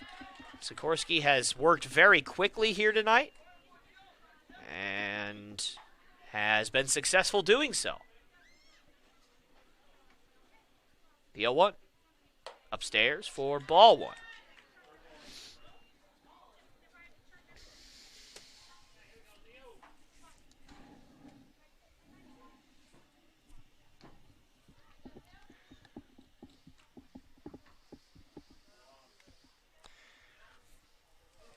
And for those of you who are fans of other sports, certainly by now you've heard that the Phoenix Suns advanced in the Western Conference Finals by defeating the Clippers. So the Suns will be heading to the NBA Finals. They're the first team to qualify, as the series between the Milwaukee Bucks and the Atlanta Hawks is still going on. So Phoenix Kind of coming out of nowhere, really, this year. I don't think anybody really anticipated that they would be in the NBA Finals conversation, but certainly they are. And an amazing story, certainly, especially for Chris Paul, the 16-year NBA veteran, and that's crazy to say. He's been playing since for almost my entire life. And this is his first career trip to the NBA Finals, so certainly an amazing moment for him. He's gotten close several times. He's gotten to Game 7s of the Western Conference Finals multiple times. Has blown leads in the playoffs. Well, not necessarily, but his team has blown several leads, down 3-1 a couple of times. Or, excuse me, up 3-1 a couple of times. Ended up blowing it. And now, finally, as a member of the Phoenix Suns, Devin Booker and the crew have made it possible for Chris Paul to be able to go to his first NBA Finals. And certainly it would be amazing for him to win one, as I think, at least in my mind, and you know, this certainly could be up for debate, but in my mind, Chris Paul is a Hall of Famer. I think even if he never won an NBA Finals, I think Chris Paul is a Hall of Famer just based off longevity, based off of consistency, based off of the mark he's left on the game, being the president of the Players Association for the last, I think, 6 years or so. It's been, you know, I have to look at that, but he's been president for quite a while. Certainly a voice of the players, and he is a great competitor. He's played on a lot of great teams, been a part of a lot of great moments. But certainly, I think if he's able to go on and win this NBA Finals, I think that the question has been answered. He certainly is a Hall of Famer. But to me, it was answered well before this year. But certainly, I think in a lot of people's mind, they would get hung up on the fact that he would have never won a championship. But if that were to happen this year, certainly that question will be put to rest as Patty McCormick fouls that one off his leg. Certainly a scenario to watch over the next couple of weeks, as we're not exactly sure how the Hawks-Bucks series will shape out, although the Bucks are up 3-2, but they are still without Giannis, their star player. So certainly it's going to be tough to expect Brook Lopez to drop 33 points like he did last night every single time they play. So certainly a series to watch, as they will head back to Atlanta, I do believe, tomorrow night for Game 6. So certainly Atlanta wanting to stay alive, and Atlanta's another great story.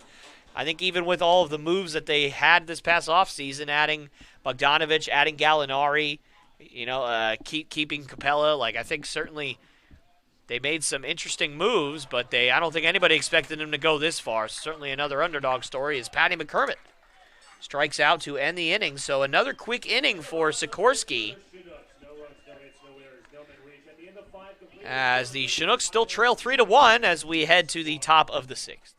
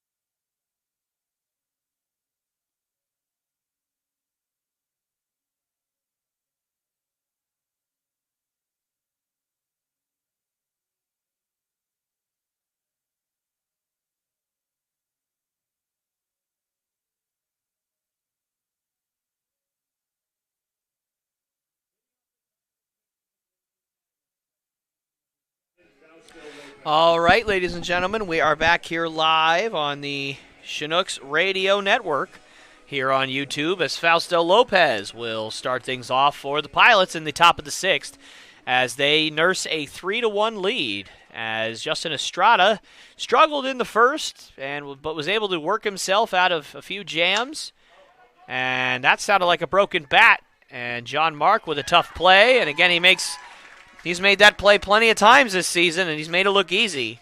So Fausto Lopez retired for the first out of the inning.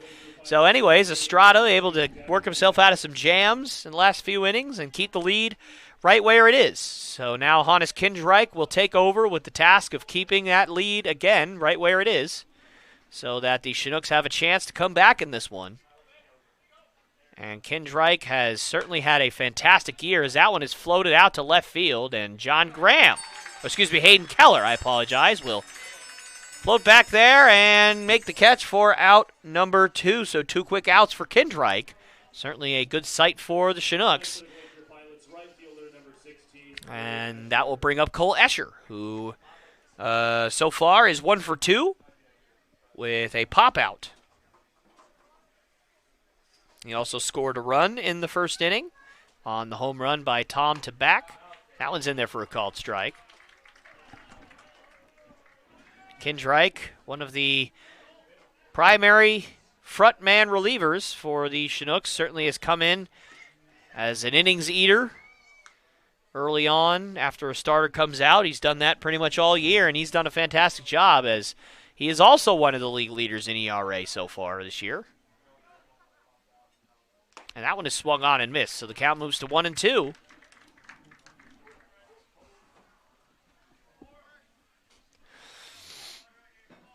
Hannes certainly has done a great job of keeping hitters off balance all year long, and that one is swung on and tapped to Patty McCormick at second base. He throws on to first for the 3rd out of the inning, so a quick inning for Hannes Kindreich, and the Chinooks will now head to the bottom of the 6th inning, still trailing 3-1.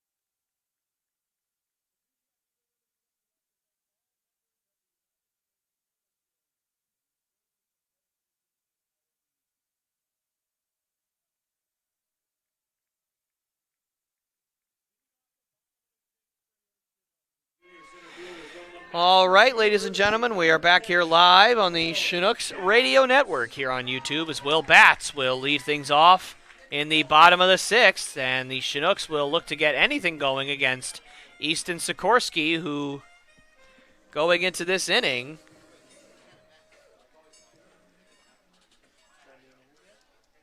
has retired 8 in a row and 14 of his last 15 batters. So certainly he has looked dominant in this one.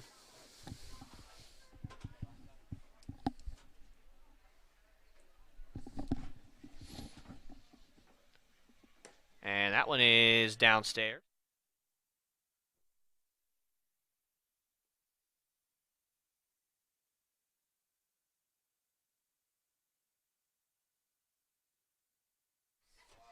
And that one is in there for a called strike. So the count moves to 2-1 on Will Batts. And certainly, you know, the Chinooks would love for him to get on base here, lead things off. And that one's tapped foul. So the count moves to 2-2. So once again, for those of you who missed the beginning of the game and the pregame festivities, tonight is Military Appreciation Night here at Lee Jordan Field as Will Batts swings and misses at that one for strike 3. Good pitch from Sikorsky, certainly a nasty curveball, as you rarely see Will Batts swing like that, especially on a two-strike count. So good pitch from Sikorsky, and John Mark Mullins will look to get something going. But anyway, so yes, it is Military Appreciation Night. We've been celebrating them, not selling them. We've been celebrating them all night long. And certainly they deserve a lot more than just one night of celebration, as nights like this certainly come way too few and far between. As again, I said this earlier in the broadcast, I think tonight is certainly the most important night in the Chinook season, being able to celebrate the amazing men and women that have defended our country and defended our freedoms, both in the present and in the past. That one's outside.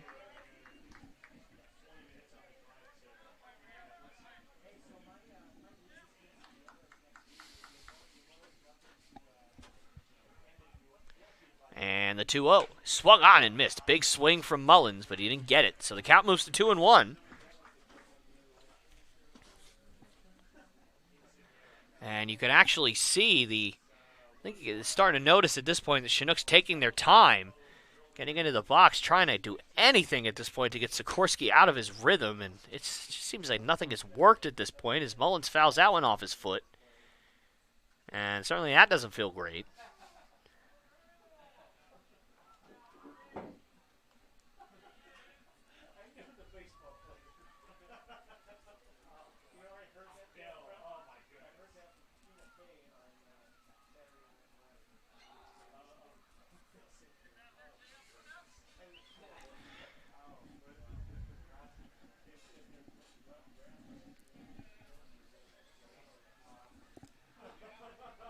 And the 2-2. Swung on and fouled off, and his Weiss could not hold on to that. So JM stays alive.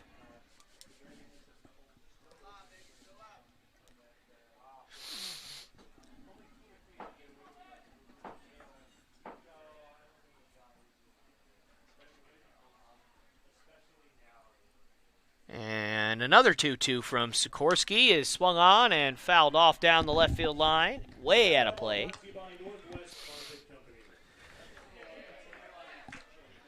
And certainly these fans here at Lee Jordan Field looking for and rooting for the Chinooks to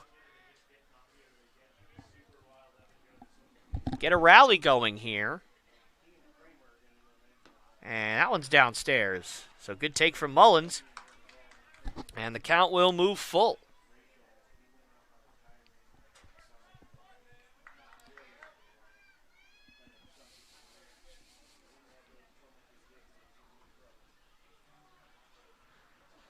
And the 3-2 is swung on and tapped down the first base line, but foul.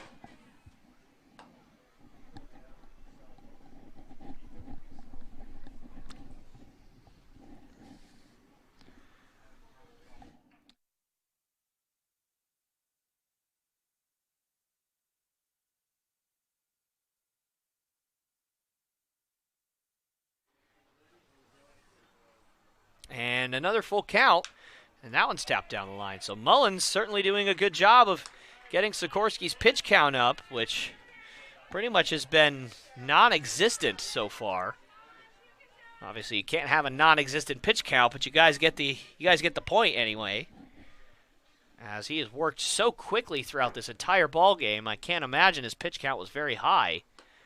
And that one is in there for a called strike 3, so Mullins could only battle for so long as he goes down on strikes for the second out of the inning. So 2 strikeouts in this inning for Sikorsky, and now Hayden Keller will step up to the plate. He is 1 for 2 with a single in his first at-bat. So Let's see what Sikorsky brings Keller here. And that first pitch curveball is swung on, tapped down the first base line, and foul. Certainly it's really difficult for any hitter at any level to be able to stay on top of a guy who was throwing multiple pitches for strikes as consistently as Sikorsky has all night. And Sikorsky has certainly done a great job. Can't say enough about his performance, as that one's in there for a called strike, too. Definitely a tough pitch for anybody to do anything with. So good pitch from Sikorsky. And the 0-2 is just off the plate. Not a bad 0-2 at all. Certainly a well-executed pitch right where the catcher wanted it. Didn't get the call as it was just a little bit off the plate. So the 1-2 to Keller is way in the dirt. Looked like a 50-foot curveball. Probably just squeezed that one a little too hard. Coming out of his hand.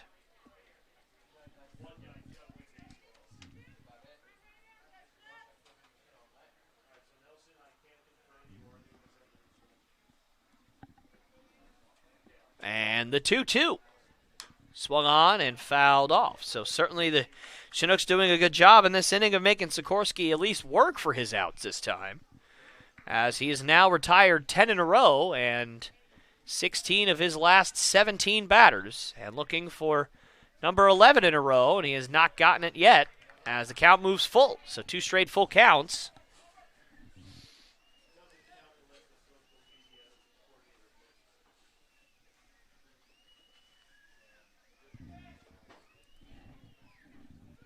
And the 2-2. Or excuse me, the full, I guess it was just 2-2 on that one. I thought the count was full before that, but. And apparently so did Sikorsky. All right, hang on a minute. I think we have it wrong here. I'm pretty sure it was ball 4.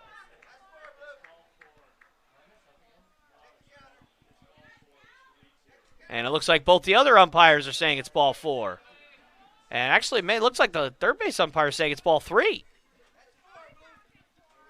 So we're going to see what's going on here.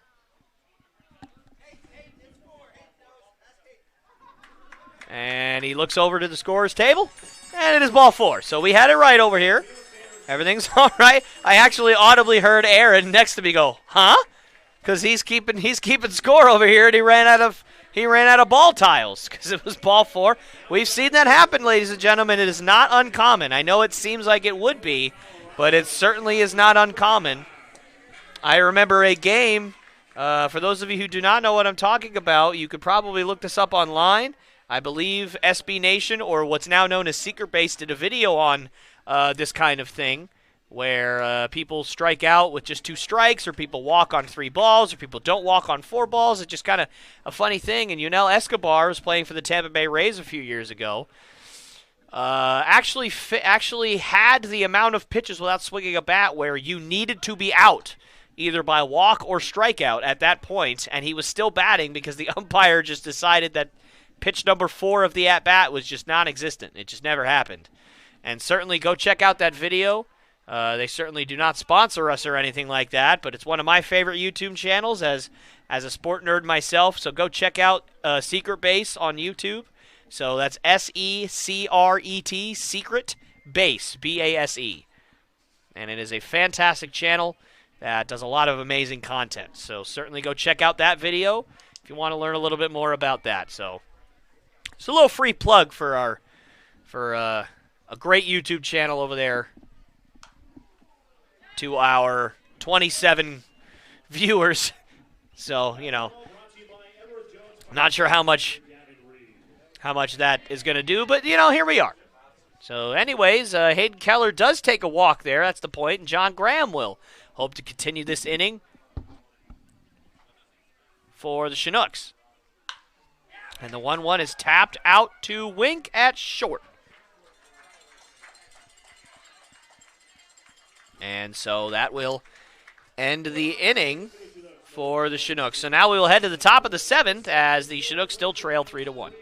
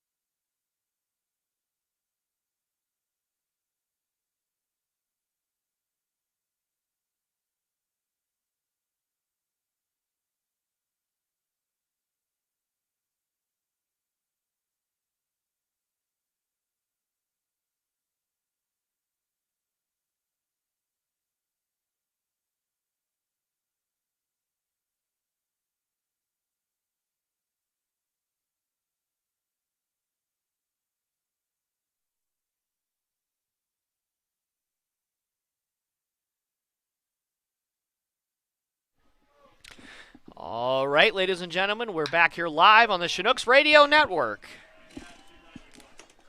As Connor McGuire will fly out to Will Batts for the first out of the inning. And again, Hannes Kindreich working quickly for the first out of the inning.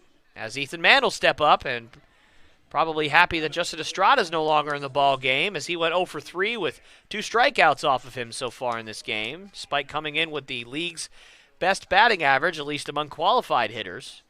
So certainly probably happy to see Estrada no longer in there. So we'll see what Kindreich gives him. And that one's tapped foul.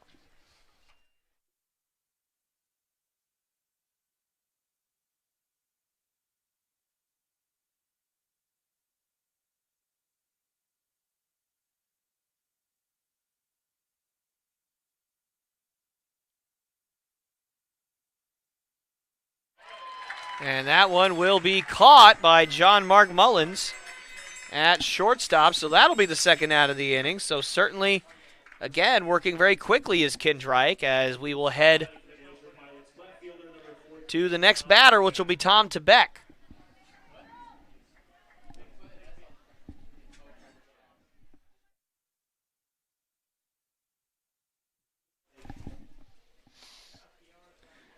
So with 2 outs here, Tom Tebeck, who hit the big 3-run home run, will step up to the plate, and that one's ripped into right field for a base hit. So Tebeck staying hot with his 3rd hit of the ball game.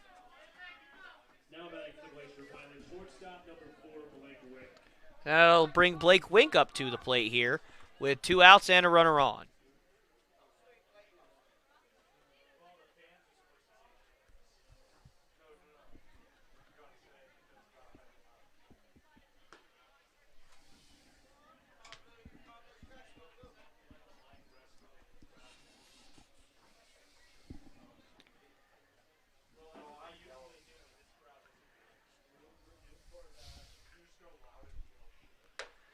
And that pitch is upstairs, so the count moves to 2-0.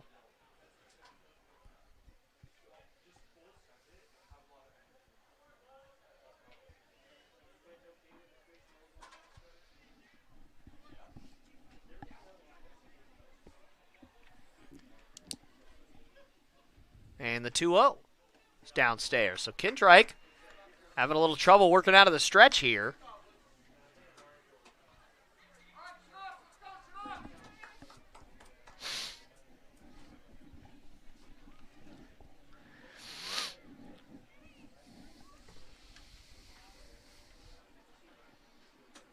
And the 3-0 is upstairs. So now after 2 quick outs, Hannes Kindreich with a 2-out single and a 2-out walk. And now Joe Keel will look to just calm him down and get him back on track, as he's looked very good up to this point before those last 2 batters. Now Grant Weiss will step up to the plate, and he'll probably look to have a better at-bat than he did last time, as he got hit a couple of times and ended up actually bunting into a double play, unfortunately. So a pretty unfortunate set of circumstances for him. So I guess in that circumstance, you can't get much worse. And that one is swung on and missed for the first strike. So Kindreich getting ahead. Certainly a good sign after the 4-pitch walk.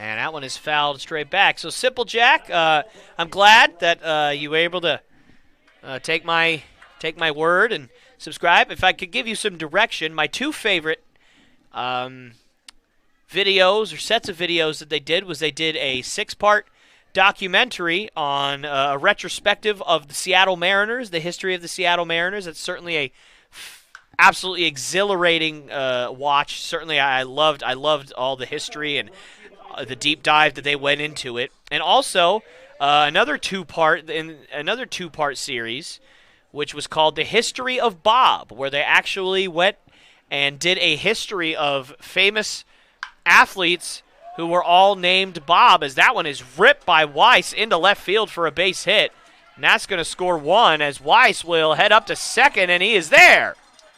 So a 2-out double on an 0-2 pitch. As Grant Weiss comes through here with 2 outs.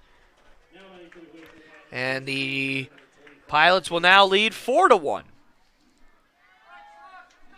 As Terrence Seguida will step up to the plate. So anyway, so the history of Bob, which they did a deep dive into the history of many successful athletes with the name Bob. Includes guys like Bob Feller, Bob Lemon, Bob Gibson, Bob Cousy, the great point guard for the Boston Celtics. So, and many, many more. So certainly a fantastic watch. Those are probably my 2 favorite of their video series that they have done. There's plenty of other stuff that you have on there. They have Beef History, which they take 2 famous athletes or famous sports teams or whatever, and they document their history. And many, many other things. And I'm glad, all right, there you go. I'm glad we got SB Nation and John Boyce. Yep, John Boyce is kind of one of their main talking heads, probably their most famous of their talking heads, as he's kind of taken on a life of his own. I certainly love the Pretty Good series, and I'm not joking. That's actually what it's called. It's called Pretty Good, and literally it's just John Boyce rambling for 20 or 30 minutes about a story that's pretty good. That's basically it. It's fantastic. So certainly I love their channel. So anyways, we will enjoy the 7th inning stretch as the Chinooks will head to the bottom of the 7th, still trailing 4-1. Get back, let me root for the home team. If they don't win, it's a shame. For it's 1, 2, 3 strikes, you're out at the old ball game. Let's give another warm round of applause for Chinooks own Nelson Schutte.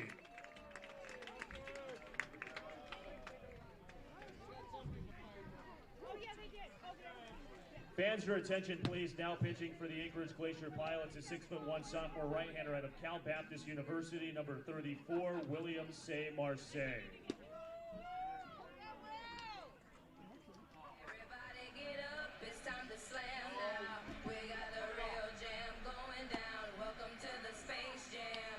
Here's your chance, do your dance at the Space Jam. All right.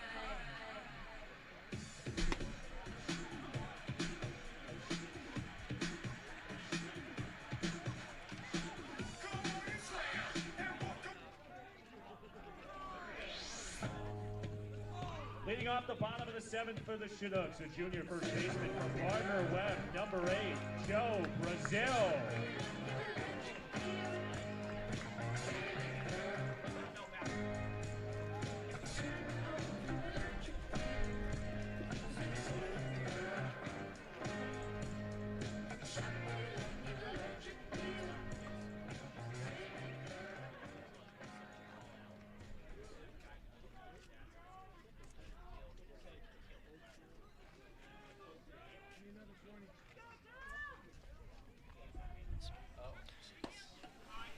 All right, ladies and gentlemen, we are back here live on the Chinooks Radio Network here on YouTube as Joe Brazil will grab a bat and look to get things started for the Chinooks.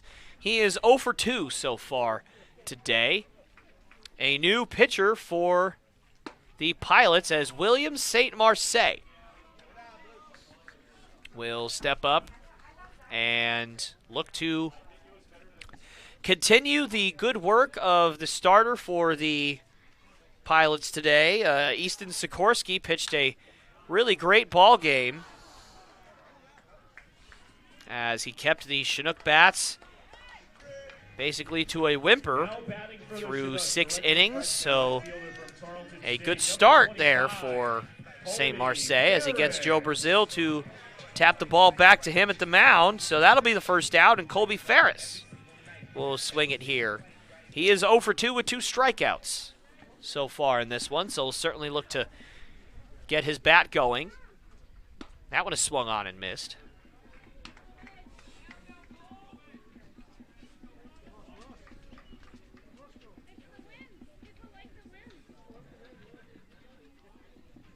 And the 0-1. Swung on and popped high in the air on the right side, and that could be in the Bermuda Triangle, but it will not be, as Cole Escher with a great play in right field as he makes a sliding grab for the second out of the inning. Great play from him. Tough break for Colby Ferris. Now batting for the Chinooks, a sophomore catcher. And now Joe Keel will grab a bat and swing it here in the bottom of the sixth with 2 outs, the bottom of the seventh with 2 outs.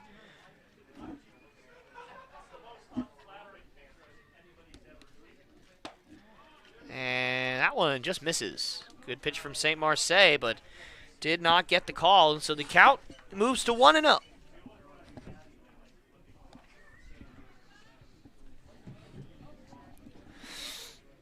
And that one is inside for ball 2. So Joe Keel getting himself into a pretty good count here.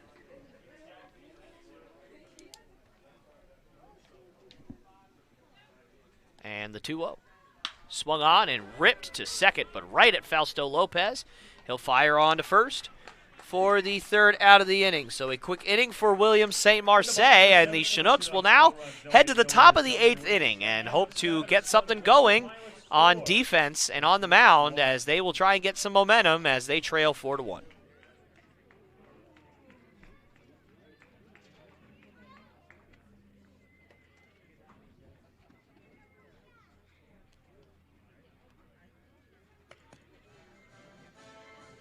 All right, fans, at this time, will members of the United States Navy and any veterans from the United States Naval Academy please join us in singing Anchors Away.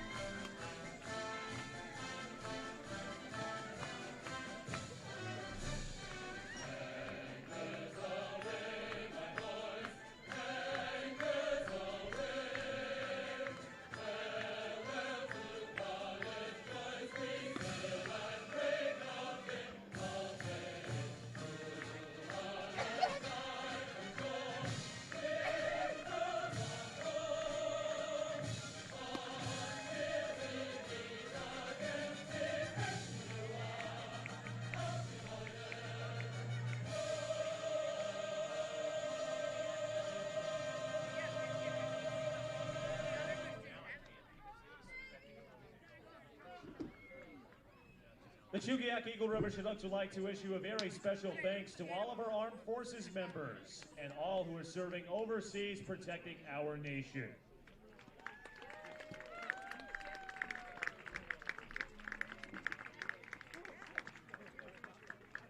Leading off the top of the 8th for the Glacier Pilots, second baseman number 7, Fausto Lopez. All right, ladies and gentlemen, we're back here live on the Chinooks Radio Network here on YouTube as Fausto Lopez will lead things off for the Pilots here in the top of the 8th. So the Chinooks played a pretty good ball game after the first 4 batters of the game were through for the Pilots, as if it was not for the top of the first, this would be a 1-1 ball game. But unfortunately, the top of the first did happen, so the Chinooks trail 4-1 as Justin Estrada stumbled a little bit out of the gate.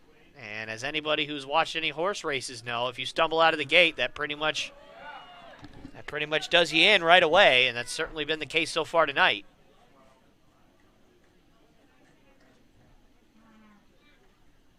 As Hannes Kindreich back out there for his third inning of work. And the 0-2 to Lopez is outside.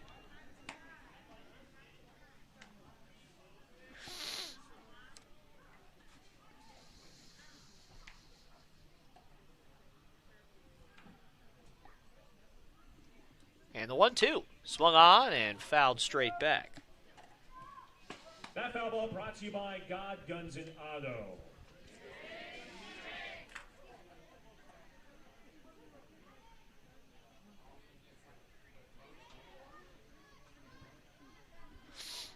And that 1-2 is tapped down the third base line and foul.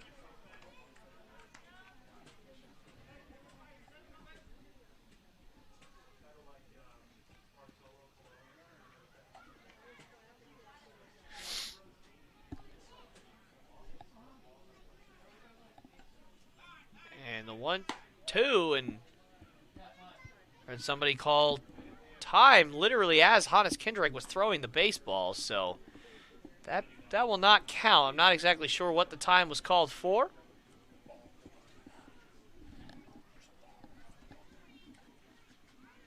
So the 1-2. That one's in the dirt. Stopped by Joe.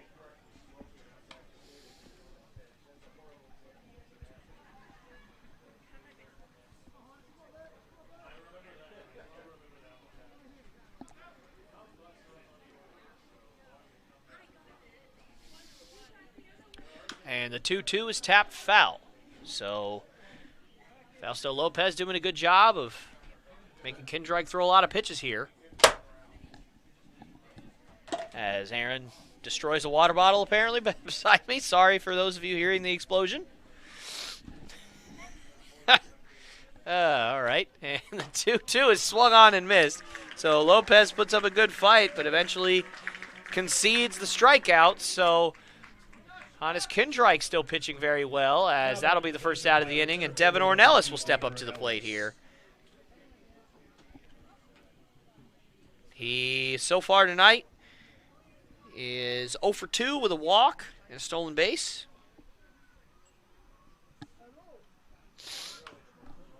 And that one's tapped foul.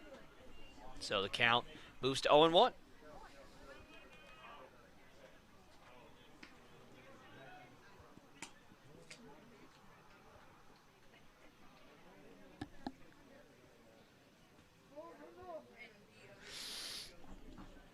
And the 0-1 upstairs.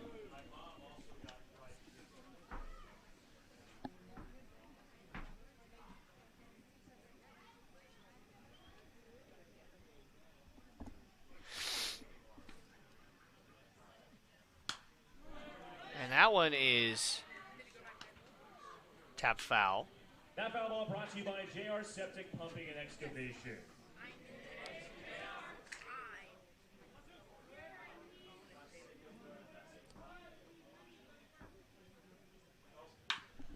And that one is tapped over to John Mark.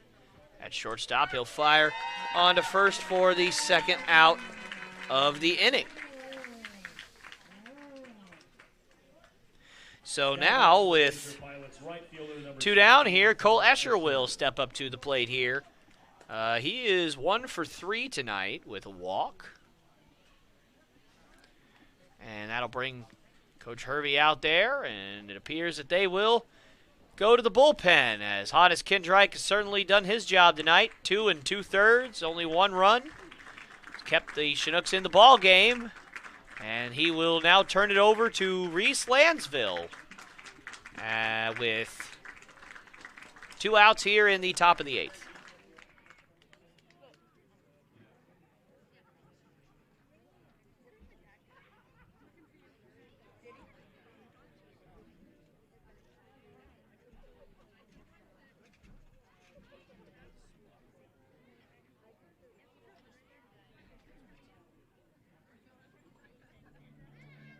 Fans, this Chinooks call to the bullpen is sponsored by Shop 180.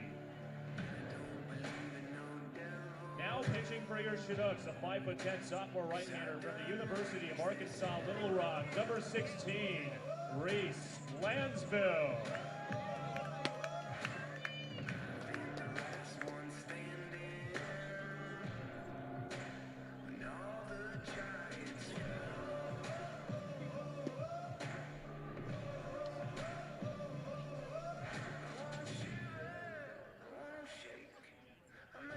Alaska Baseball League score update. In the top of the 8th inning, the Anchorage Bucks lead the Pensacola Whalers 5-0.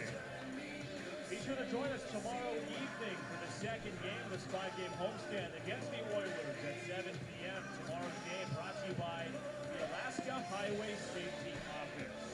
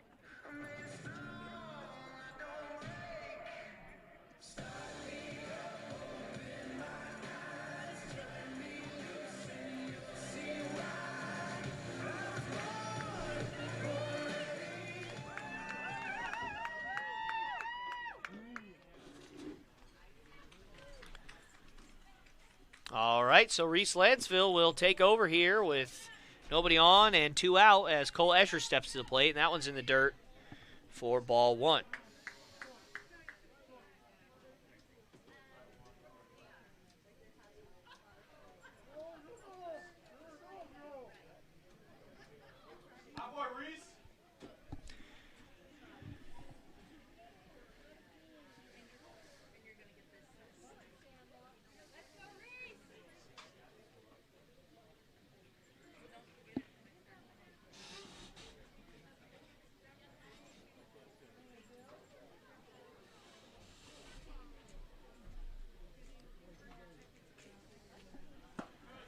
And that pitch is in there for a called strike 1. So Reese Lansville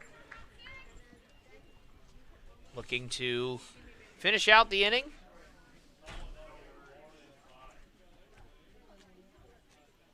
And that one is swung on and tapped over to Harris, who bodies it up and fires on to first base for the 3rd out of the inning. So Reese Lansville does his job, gets out of the inning. And so the Chinooks will head to the bottom of the 8th, still trailing 4-1. Pilots, no runs, no hits, no errors, no men reached. Midway through 8 or score, the Glacier Pilots 4, the Chinooks 1. The Chugiak Eagle River Chinook Snack Shack would like to now remind you that from now until the end of the game, half off on burgers and hot dogs while they last. Once again, from now till the end of the game, burgers and hot dogs while supplies last.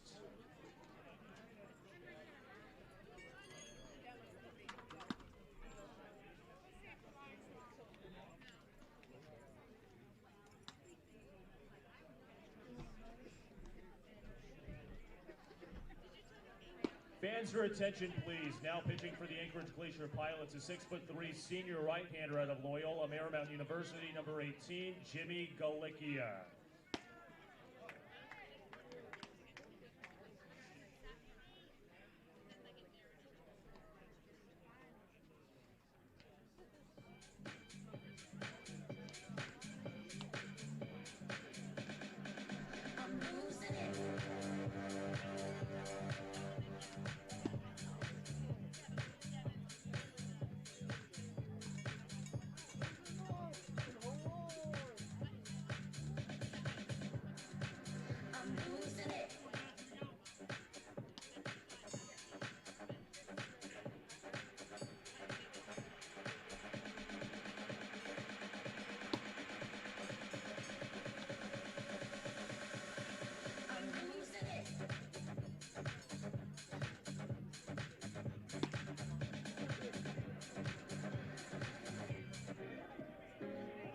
Leading off the bottom of the 8th for the Chinooks, a freshman third baseman from the University of Alabama, Birmingham, number 24, Leo Harris. All right, ladies and gentlemen, we are back here live on the Chinooks Radio Network here on YouTube as Leo Harris will lead things off for the Chinooks here in the bottom of the 8th. The Chinooks running out of chances to come back in this ball game, so certainly Leo Harris love to get something going here as that pitch is swung on and missed for strike 1. Jimmy Galickia has come into this ball game, obviously the new pitcher.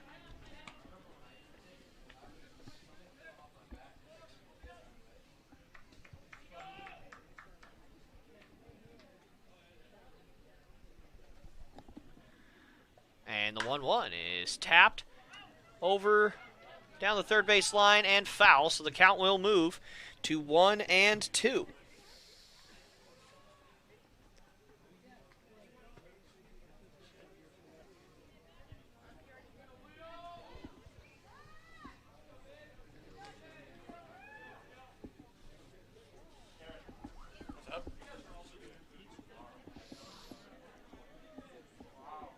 And the 1-2.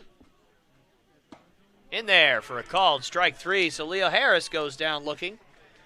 That's his second strikeout of the ball game. And now Patty McCormick will step up to the plate with 1 out here in the 8th. Number 5, Patty McCormick.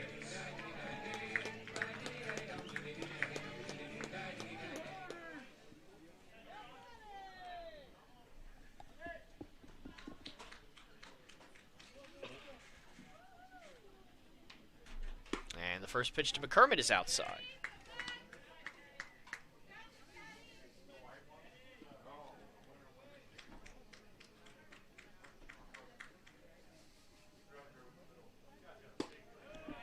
And that pitch also misses. So the count will now move to 2-0. And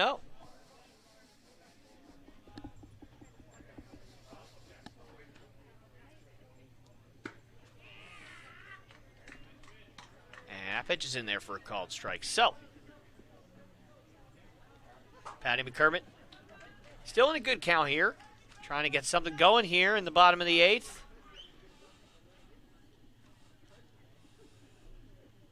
That one is tapped foul.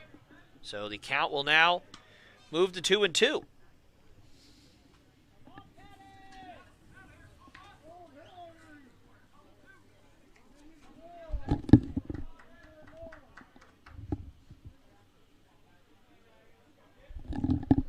And the 2-1, or excuse me, the 2-2 is tapped foul. So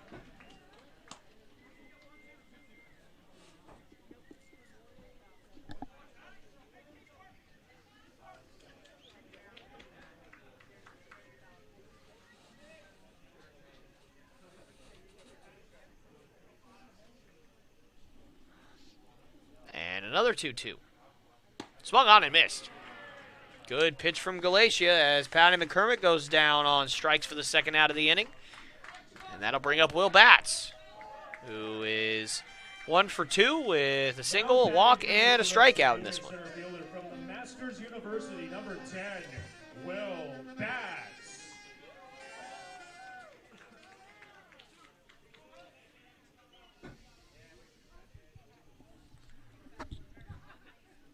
And that one's outside for ball 1.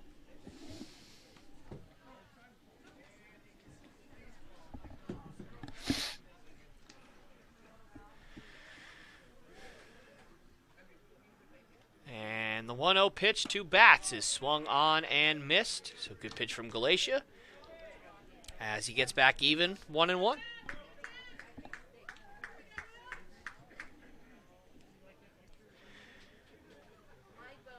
And the next pitch is swung on and missed again. So 2 straight swing and misses here as now Galatia 1 strike away from getting out of this inning here.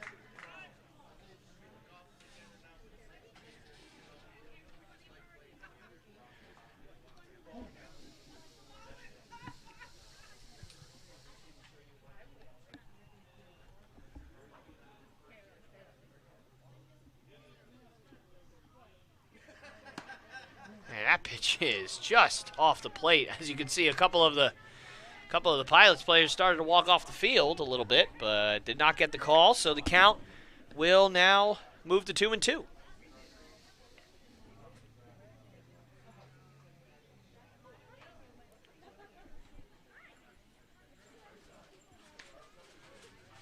And that pitch is tapped over to Fausto Lopez at second base. He will throw on to first base for the 3rd out of the inning. And so the Chinooks go 1-2-3 yet again here, as they really have struggled at the plate tonight over the last 7 innings. Fans, at this time, if you will take out your red tickets, we have the final winning red ticket. And so we will head to the top of the 9th inning with the Chinooks still trailing 4-1. This evening is ticket 790-333. Winning ticket number 790-333. Take your ticket to the Chinook Shack to claim your Chinooks USA t-shirts. And fans, at this time, if you'll take out your blue split the pot tickets, we have our winning ticket number this evening. Tonight's winning ticket number is ticket 214245. Winning ticket number 214245. Take your blue ticket behind the Chinooks press box or pot tonight. It's at $321.50.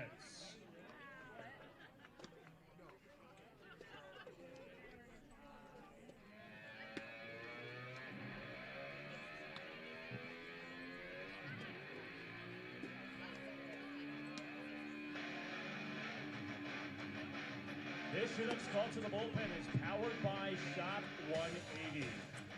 Now pitching for the Chinooks is 6'1", right-hander out of Guthrie, Oklahoma, and the commit to the University of Sciences and Arts of Oklahoma, number 31, Josh Harrell.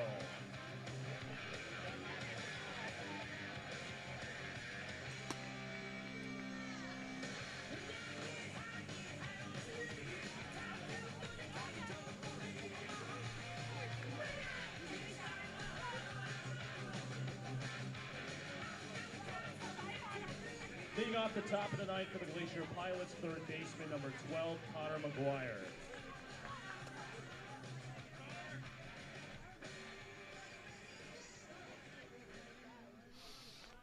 All right, so we are back here live on the Chinooks Radio Network here on YouTube as Josh Harrell is taking over on the mound. Reese Lansville got the out that he needed, so Harrell will look to be a stopgap, keep the lead where it is, give the Chinooks a chance to come back in the ninth. And Connor McGuire taps that one foul and out of play. That foul ball brought to you by JR Septic Pumping and Excavation.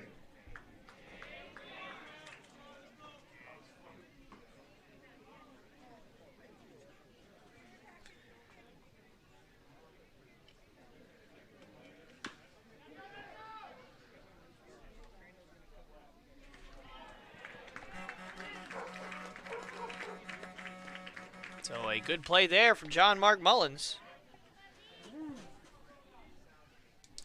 As Harrell gets the first out. Very, very important here in the top of the ninth, as obviously any base runner at this juncture for either team is absolutely huge.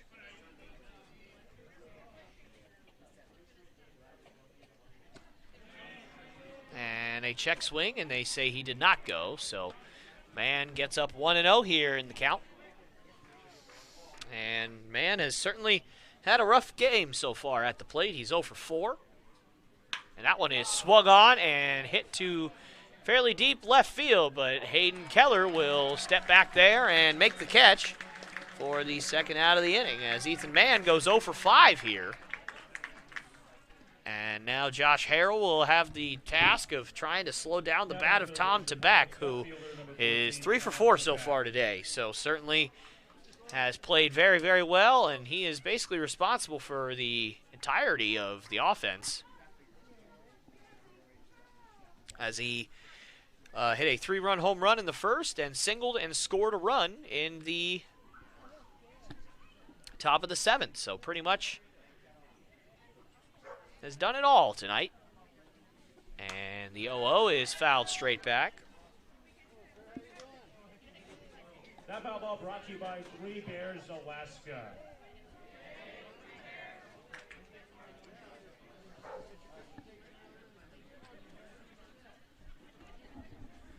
And the 0-1 swung on, and the bat breaks as John Mark Mullins will come on and make the catch for out number 3. So a good and quick inning for Josh Harrell, as we will now head to the bottom of the ninth, and the last chance for the Chinooks to come back in this one, as they trail 4-1 with a chance to come back in the ninth. The Chinooks won.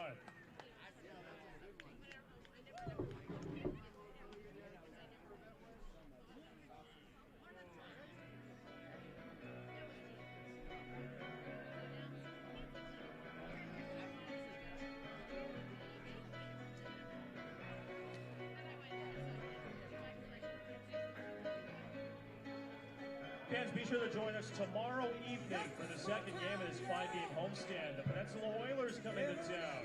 First pitch at 7 o'clock. Game sponsored by the Alaska Highway Safety Office, reminding you to arrive alive, that speeding is not worth the cost. This message brought to you by the Alaska Highway Safety Office.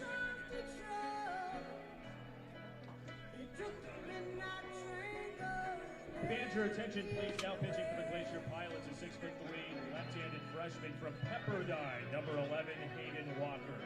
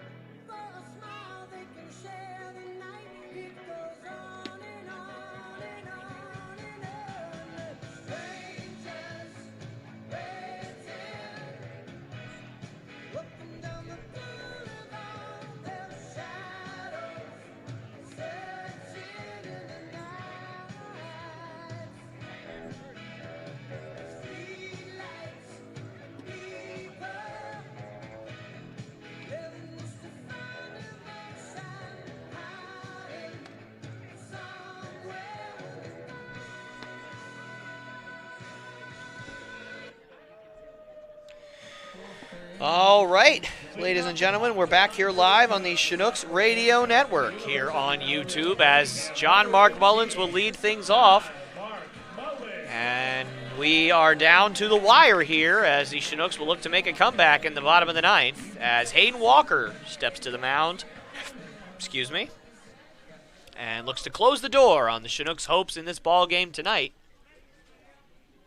And the first pitch is swung on and hit to Fausto Lopez at second base, who fires on to first base for the first out of the inning. So not a good start for the Chinooks here, as they are now down to their last 2 outs, and that'll bring up Hayden Keller, who is 1 for 2 tonight with a walk, so certainly hasn't had a bad night himself tonight, at least at the plate. So the next time the Chinooks will play will be tomorrow night at 7 p.m. on Saturday the 3rd, and we will be facing the Peninsula Oilers. So make sure you tune in for that one. And the 0-1 to Keller is just outside for ball 1.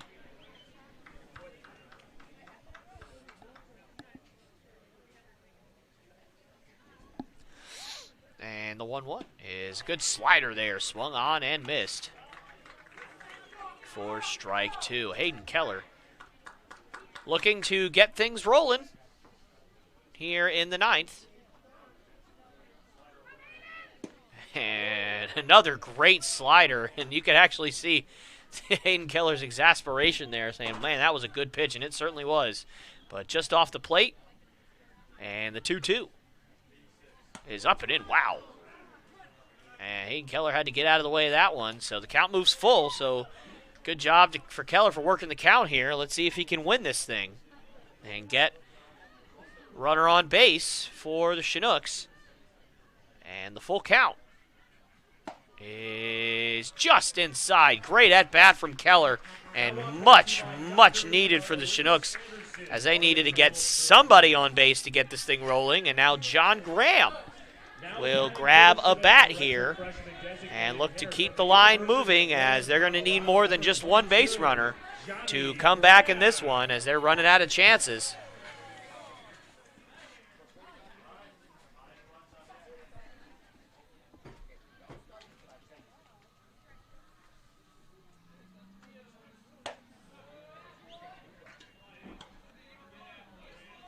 And so ball 1 to John Graham. And John in this one is 0 for 3. So certainly looking to get something going with the bat, as that one is swung on and fouled straight back. That foul ball brought to you by Edward Jones Financial Advisor Jeff Hankel.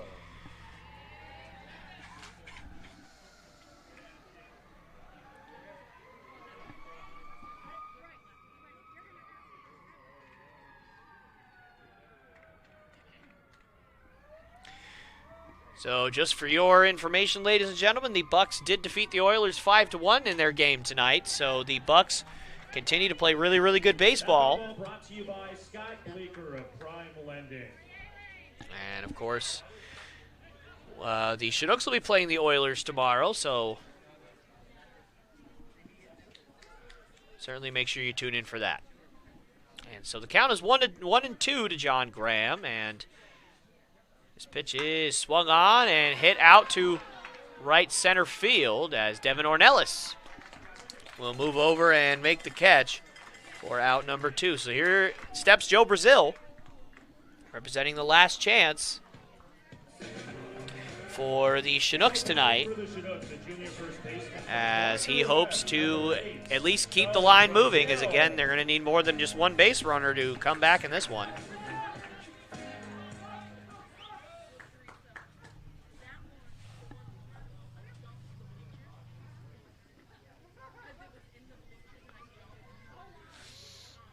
And that one is inside for ball 1.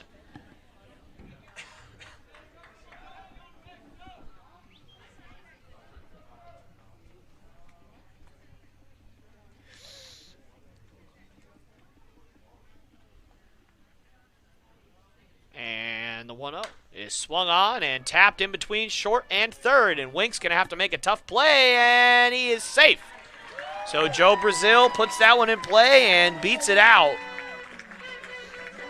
So now the tying run will come to the plate here for the Chinooks. So certainly the Chinooks making it interesting here, as Colby Ferris representing the last chance for the Chinooks. And so far tonight, he is 0 for 3.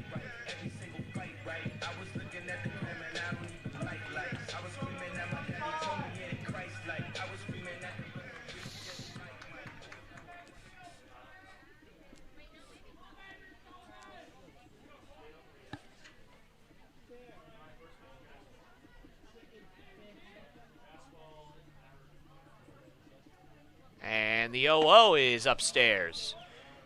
So Colby Ferris certainly in a great chance to drive one here, get one into the gap, get the Chinooks some momentum, keep this rally going. That one is driven out to left field, but that's going to get well foul. Good swing from Ferris, as I'm sure he'd love to straighten something like that out.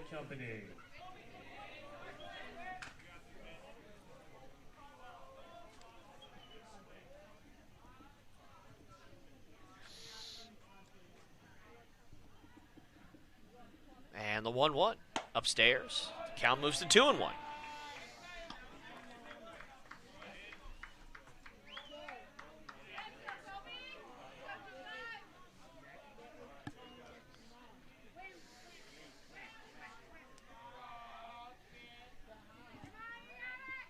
And that pitch is upstairs as well. So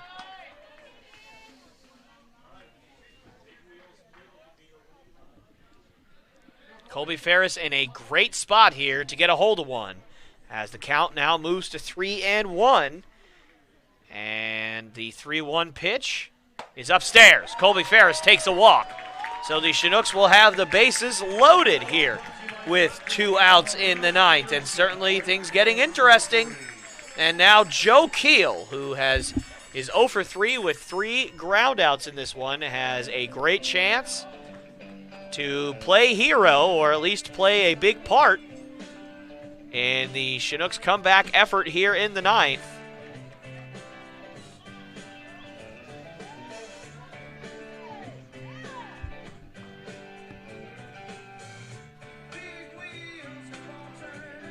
Now batting for your Chinooks, a sophomore catcher from the University of Alabama, Birmingham, number 55, Joseph Keel.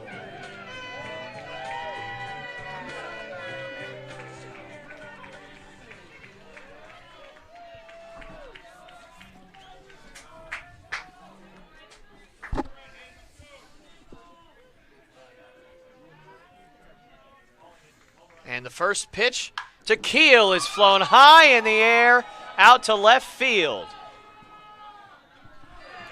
And that will be caught by Tom Tebeck in left.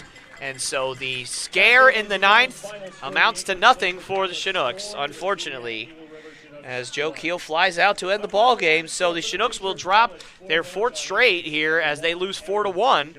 And they were done in by a tough first inning. And unfortunately just couldn't get the bats rolling at all in this one pretty much, as they were held to only 3 hits. As up until the 9th inning, the Chinooks only had 1 base runner from the 4th through the 8th inning. So they really, really struggled for the bulk of this ball game, guys. And yeah, there's not really much to say other than that. So we are going to one more time say thank you to Cal Campbell for coming in the booth and hanging out with us for a little bit this evening. And also thank you once again, most importantly, to all of the military men and women who came to the field tonight as we celebrate them, and all of those who could not be here with us. So thank you so much for your service. Thank you for everything that you've done for us and for this country. And we definitely cannot thank any of you enough.